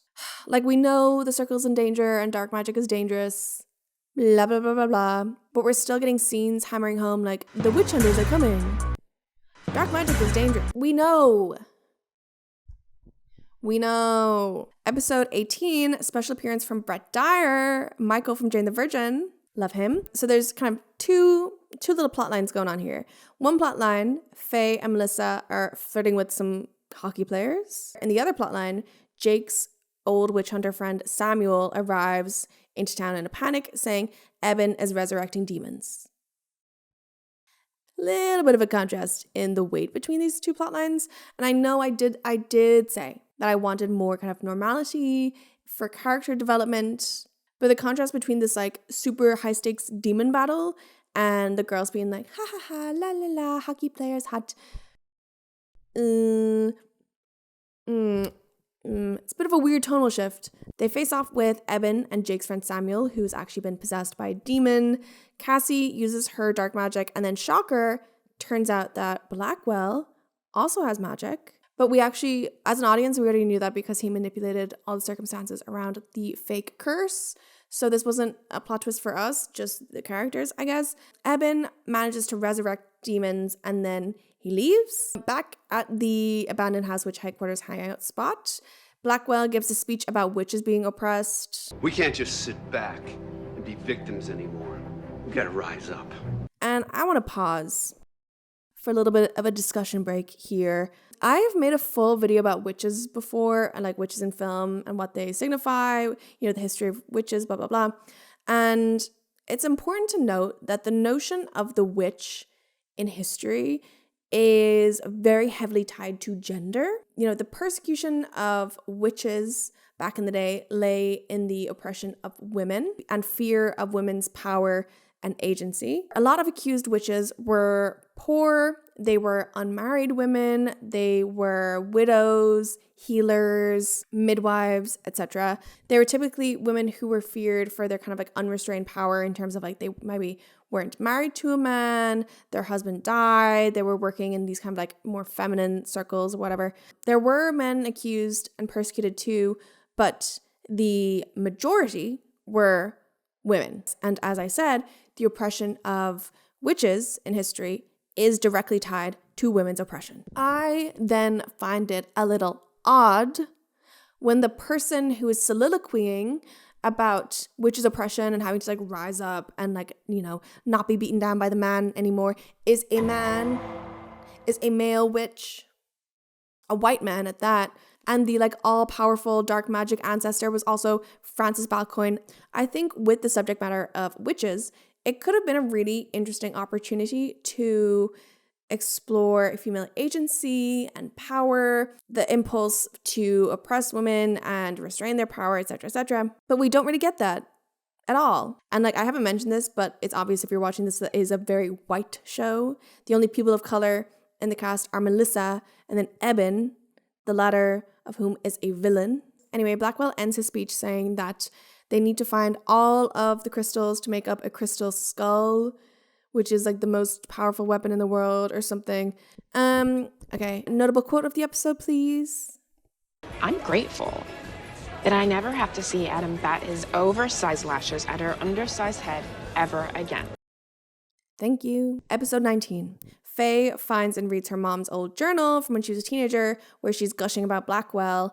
It's implied that Dawn and Blackwell used to hook up, which we already kind of knew from Jane saying that in an earlier episode. Now, Faye thinks that she might be the second Blackwell in the circle that Isaac alluded to in episode 9. Jake takes the gang to his grandfather's cabin, which is a full-on conspiracy cabin in the middle of the woods. Kind of hilarious. Kind of love it, actually. Jake's granddad, Royce, has been theorizing about the Blackwell Balcoin bloodline and is researching dark magic. We see everyone's birthday in this episode, which is how I know how old everyone is and how we know that Jake is 3 years older. Royce has discovered somehow through his research that Blackwell wanted children from the circle, and he wanted to create a circle that would like tip the balance of good and evil, that would have more dark magic in it than other magic. And yeah, we're gonna circle back to this weird breeding aspect of Blackwell at the end of the season. Don't even worry, we're going to talk about that for a bit. Royce has hidden his family crystal in the local mine, but he's cast it so that no one with dark magic can enter, so Cassie is forced to stay out while Melissa and Adam go in. The mining in this, let me tell you, it does not look as fun as Stardew Valley. Anyway, the voodoo creep Callum has been following them this whole time and steals the crystal. Just to rewind very briefly for something that's going to circle back, Grant, the Australian man, and Diana have started dating, and Adam tries to imitate an Australian accent, and here we get an Ireland mention. Well, we die, mate. That sounded Irish. Woo! Love Ireland. But this is actually not the only presence of Ireland in this episode. Let me tell you. So a lot of the spells that the circle do are either like some kind of little rhyming poem in English or some like vaguely Latin-esque incantation. Rungare Valorum Unaric Visit Romnia. Stitch, thread, and seam. Change from blue to red. But in this episode, we get an absolute butchering of the Irish language. If anyone's curious, because I always get this question in the comments, I'm Irish. I've lived in Ireland for all my life, but 2 years when I lived in America. I know my accent's quite American. It's because I have a customer service kind of YouTube voice, and also I learned to talk when I was in America, but I'm Irish. Jake says this.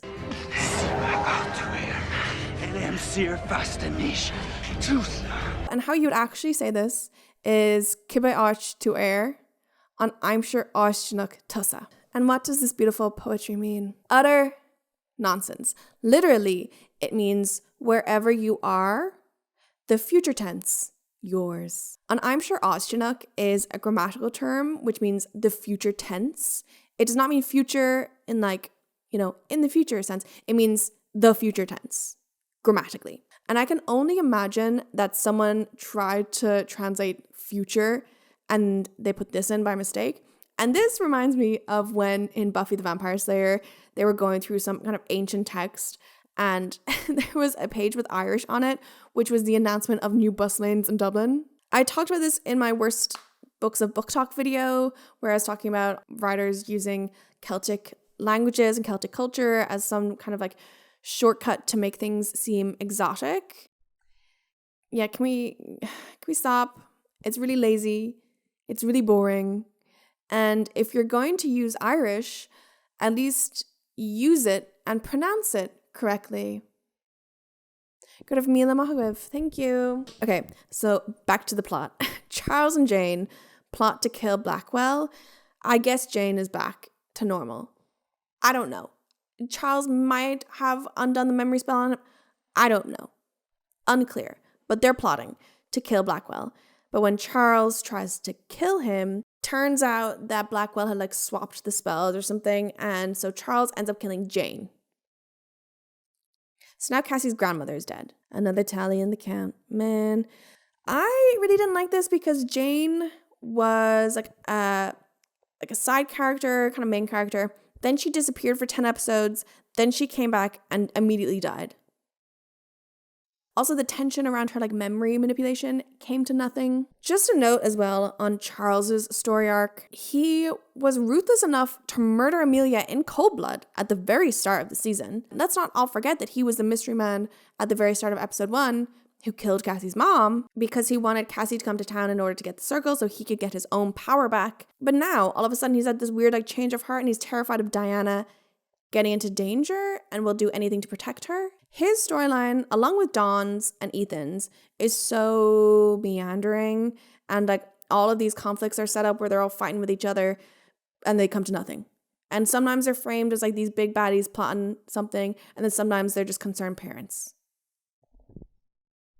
I don't get it. Back at the mines, Cassie was not the only one who could not get in the mine. It turns out that when Diana arrived, she tried to get in the mine, but she couldn't get in either. Diana also has dark magic in her because she is the second child of Blackwell in the circle. Blackwell is Diana's dad. I liked this twist. First of all, I was so relieved that it was not either Jake or Adam. It wasn't a love interest. Thank God. And I think the red herring with Faye also worked quite well. Her whole arc is wanting power and acting recklessly. And if she were the one with dark magic, then, we wouldn't have this tension of good versus evil, restraint versus temptation. But now with Diana, who's like the goody-goody, upstanding moral citizen, we do have that tension of like, is she going to use dark magic? Is she going to fall to the dark side? We don't know. I like the twist. I think it's good plot-wise, but I do think that the reveal was dragged out for too long because we learned about Blackwell's second child like 10 episodes ago, and now we only have 3 left in the season for like Fallout. So I feel like we should have learned this earlier. In terms of the overall plot, the stakes are really boring. They're trying to find crystals to make the crystal skull to defeat all the witch hunters. And I know that technically their lives are in danger, yes, whatever. But their lives have been threatened since day dot, since the very beginning. You know, they're always like getting into shenanigans that threaten their lives. So none of this feels fresh. None of this feels urgent. It's literally the same stakes that we started with. And with the exception of Nick and Jane dying and some romances, not much of consequence has actually happened. Episode 20. Another day, another funeral in Chance Harbor. Blackwell and Charles lie and say that witch hunters are responsible for killing Jane. But again, I'm pretty sure she was incinerated or like drained of life. Drained of life. What are the police gonna say? What's the coroner gonna say when they see, you know, are they doing magic to like cover this up? I don't know. That I would love to know. I would love to know if there was some like legal investigation into this, but there's none. So Faye and Jake do not give a shit. They are living it up at the funeral, and they steal Dawn's pills and they hook up, and they discover that Dawn has been hiding her family crystal in the pill bottle. Interesting. A commentary on the intoxicating and addictive nature of the crystal, perhaps. Maybe. Adam and Cassie kiss again because Cassie's head is all scrambled. Then Adam and Melissa get drunk together when they're looking for his family's crystal. And this is fun because we haven't really seen much of them hanging out. Diana talks to her dad, and it is confirmed that Blackwell is her father. What are you gonna do? Hit me? But Diana does not trust Blackwell and does not want his help or interference. Charles wants them both to leave town, but Blackwell needs a full circle. So he promises Dawn that he'll help her get her power back and like kill all the elders if she helps him. But then she double crosses him and goes to Charles and says they need to stop Blackwell to protect their kids. So do they want their power? Do they want their kids? I don't know. But Dawn always has a fresh blowout, and I love that about her. They meet up with a witch hunter, and we learn that Isaac is dead. He was like the baddie of the first half of the season, and then he just completely disappeared and dies off screen. Cassie thinks that the witch hunters killed her grandmother, so she chokes this man, almost killing him. We're playing a bit fast and loose with the murder, Cassie. We're playing a bit fast and loose with the murder. I don't really know if this is a tension between good and evil, dark magic, and good magic, because you seem to jump quite quickly to murder. And that's the thing with the dark magic plot as well. There's never anything else that's like dark magic. It's literally just like she's never using it, and then she will use it to try to murder someone. No gray area. But they go to an abandoned fairground, and a mystery man is following them.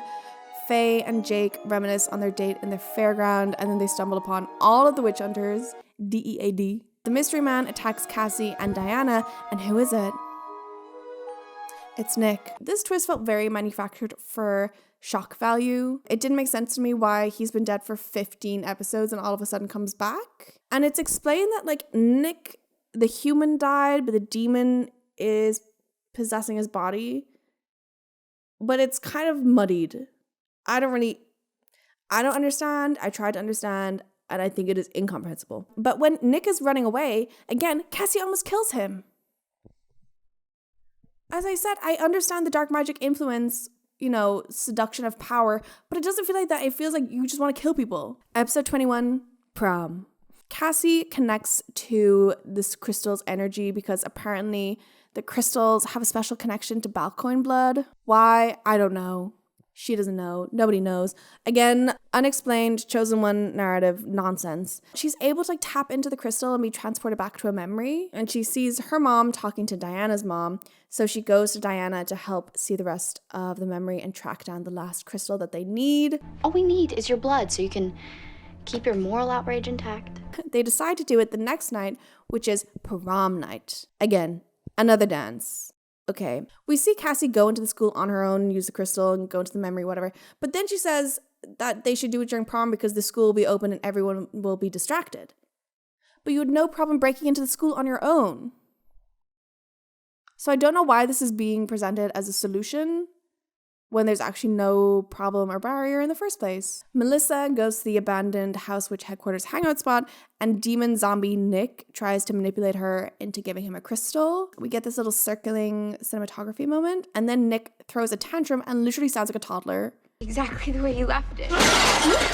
I want the crystal! And he attacks Melissa and bolts. The gang discuss it very briefly while sipping on some bubbly before prom. Just, casual chit-chats. The Nick we knew is completely gone. He was in there somewhere. I saw it. Jake, I swear. You wanted to see it. Let's go to prom.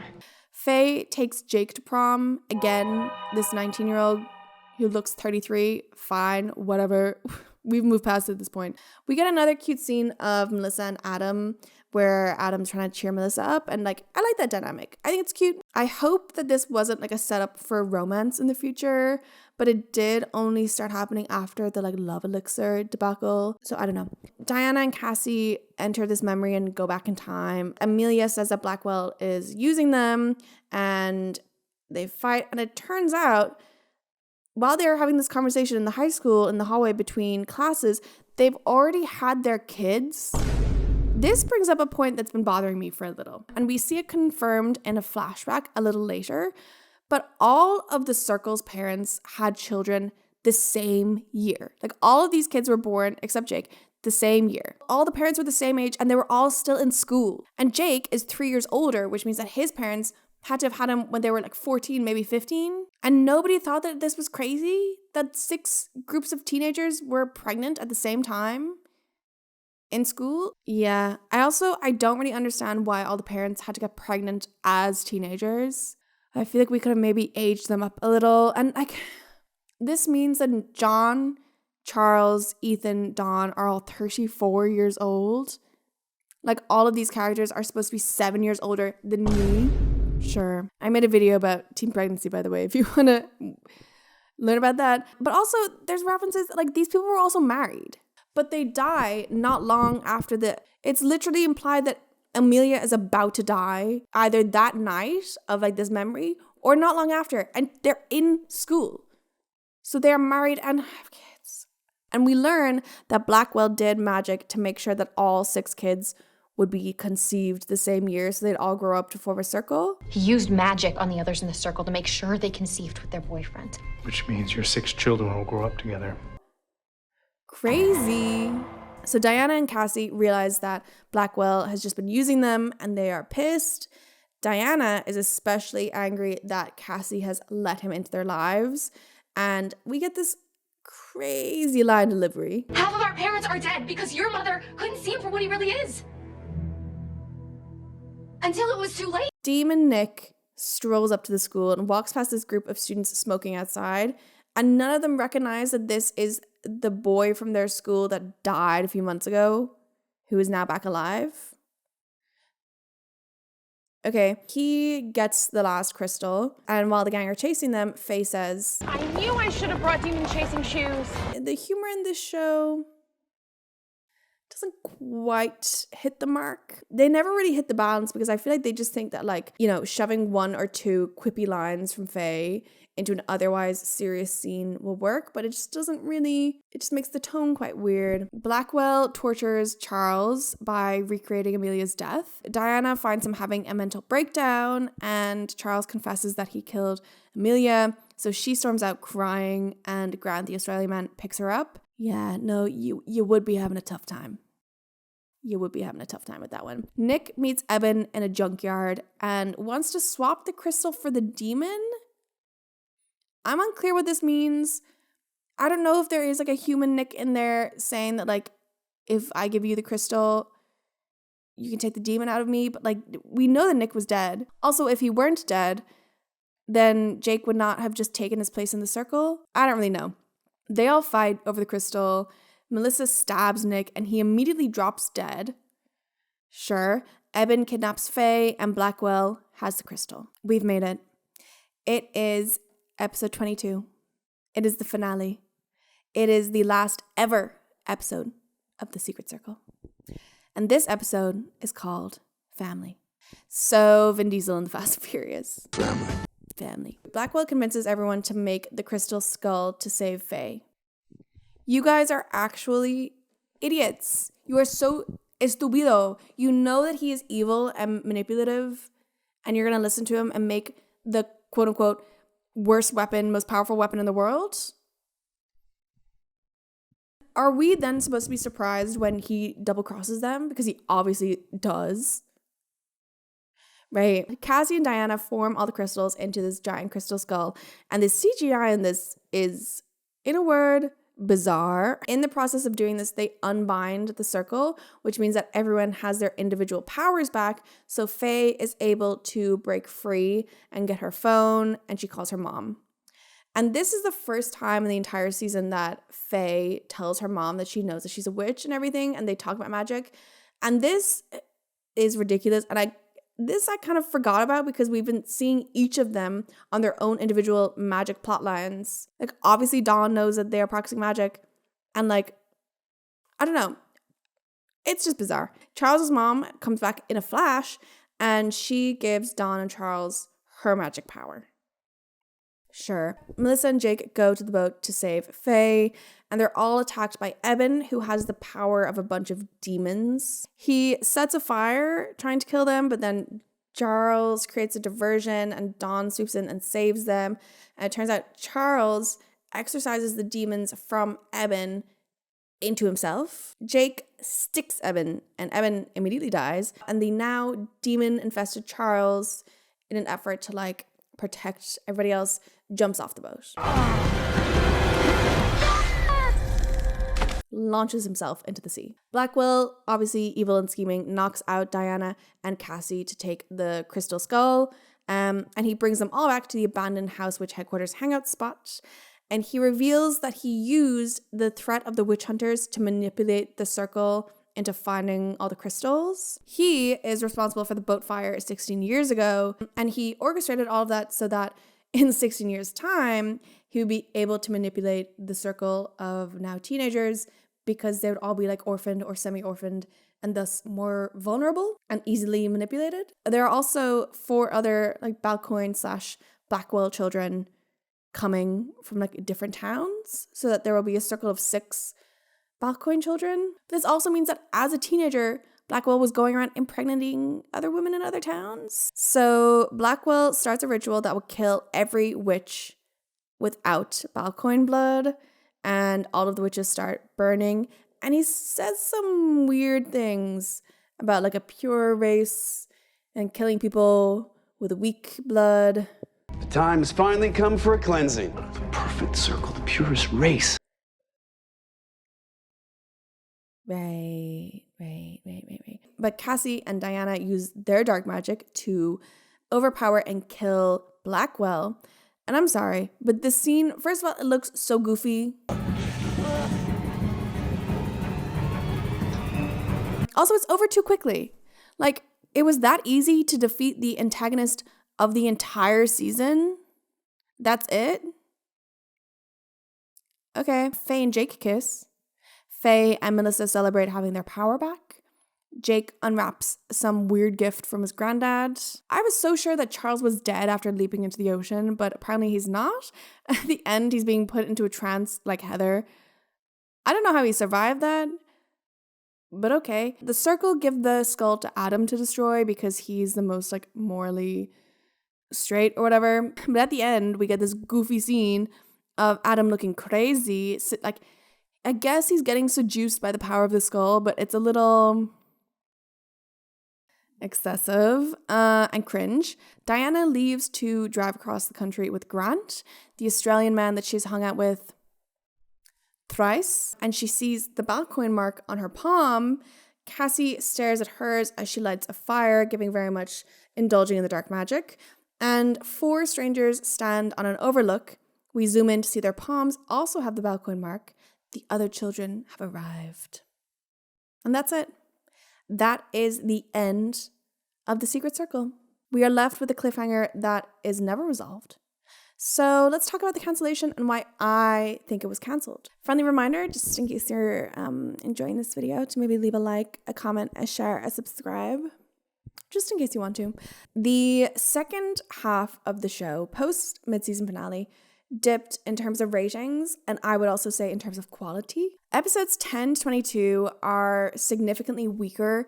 They're full of meandering plots, anticlimactic resolutions, and a lot of repetition. The love triangle tension between Adam, Jake, and Cassie is completely abandoned, and they just go fully for Adam and Cassie, but then that is then abandoned after the love elixir debacle. The deaths of Lee, Jane, whoever else has died, has no impact on the plot or the characters. Blackwell's return was underwhelming, and the focus on his manipulation really tears the rug out from the other parents, and all the tension around their scheming just immediately dissipates. We also don't spend that much time with Eben, who is established to be this like a big bad menacing villain. But then with Isaac just like disappearing off screen as well, the threat of the witch hunters doesn't feel that grave.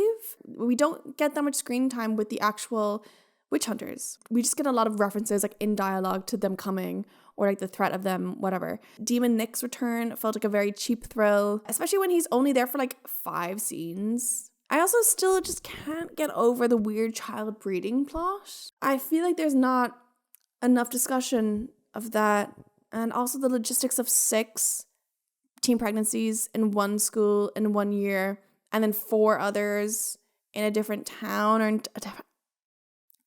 I don't know. That said, I don't think the show was bad. I think there was a lot of room for improvement. I think if the pacing had improved, if there was more focus on fleshing out the characters and less like repetition, I think it had a lot of potential. But I also understand the dip in ratings and interest from the audience and from the network. The CW canceled the show after just 1 season, but there was still a very passionate audience rallying behind it. There was a petition that I think got like 28,000 signatures for its reinstatation, but unfortunately it just wasn't enough. And at the time, the media landscape was really saturated with supernatural dramas, supernatural teen romances especially, and the CW already had the Vampire Diaries, which was doing really well, which was pulling in a lot more viewers. They were filling the niche of the supernatural teen romance, and they were doing it better than The Secret Circle. The Secret Circle TV show relied on tropes that we have seen time and time again, as the stickies behind me can attest. But it wasn't doing enough to like freshen them up for audiences who have had a lot of exposure to these tropes in a very short amount of time with this supernatural romance craze. I think the cast lacked chemistry and or charisma as well. The central romance was not strong enough to keep me invested, and I feel like probably the same for a lot of viewers. It really felt like a poor imitation of the Vampire Diaries, and the themes that it explored of, you know, addiction, temptation, more gray areas with the dark magic, etc., is also explored in TV shows like The Vampire Diaries and True Blood. The tension in The Secret Circle was just kind of inconsistent and lackluster. Witchcraft is also a very well-trodden narrative ground. Most people watching The Secret Circle grew up with Sabrina the Teenage Witch, Charmed, The Craft, Practical Magic, and Buffy the Vampire Slayer. Not to mention that The Vampire Diaries also has witches in it too. So I don't think that The Secret Circle did enough with its witch magic, its lore, etc. to make it feel fresh and exciting. The magic was just a lot of characters like staring at things and then something like catching on fire. And even though I have made fun of it throughout the video, it does use a lot of CGI, and CGI is expensive. And it's another reason for CW to cancel. So now we've reached the point where I've actually been talking for, I think, 3.5 hours. It is 3 a.m. I'm nothing if not a night owl. And I think I've pretty much said everything that I could possibly say on The Secret Circle. And I know that this video is more of a kind of entire series recap, analysis, deep dive extravaganza. I don't really do like recaps that much on the channel, but I felt like this was a fun series to do a recap on because not a lot of people have watched it, or if you have watched it, you probably have not revisited it. And it was quite a fun little deep dive. So let me know if you'd like more of this kind of entire series recap, analysis, deep dive extravaganza, because it was quite fun. I want to make another video on the pilot of The Vampire Diaries, specifically and only the pilot of The Vampire Diaries, because it was really fun. Thank you very much for watching. I hope you enjoyed. Leave a like, a comment, subscribe, check out the Patreon if you're interested. And yeah, thank you very much for watching. And I hope that you have a lovely rest of your day, evening, night, etc., etc. And I will see you in my next video. Bye. Thank you very much to my patrons, and a special shout out to Kelly T, Paula Boone, Eric Danielson, Cecilia Diarval, Z, and my Sharpay Evans tier patrons.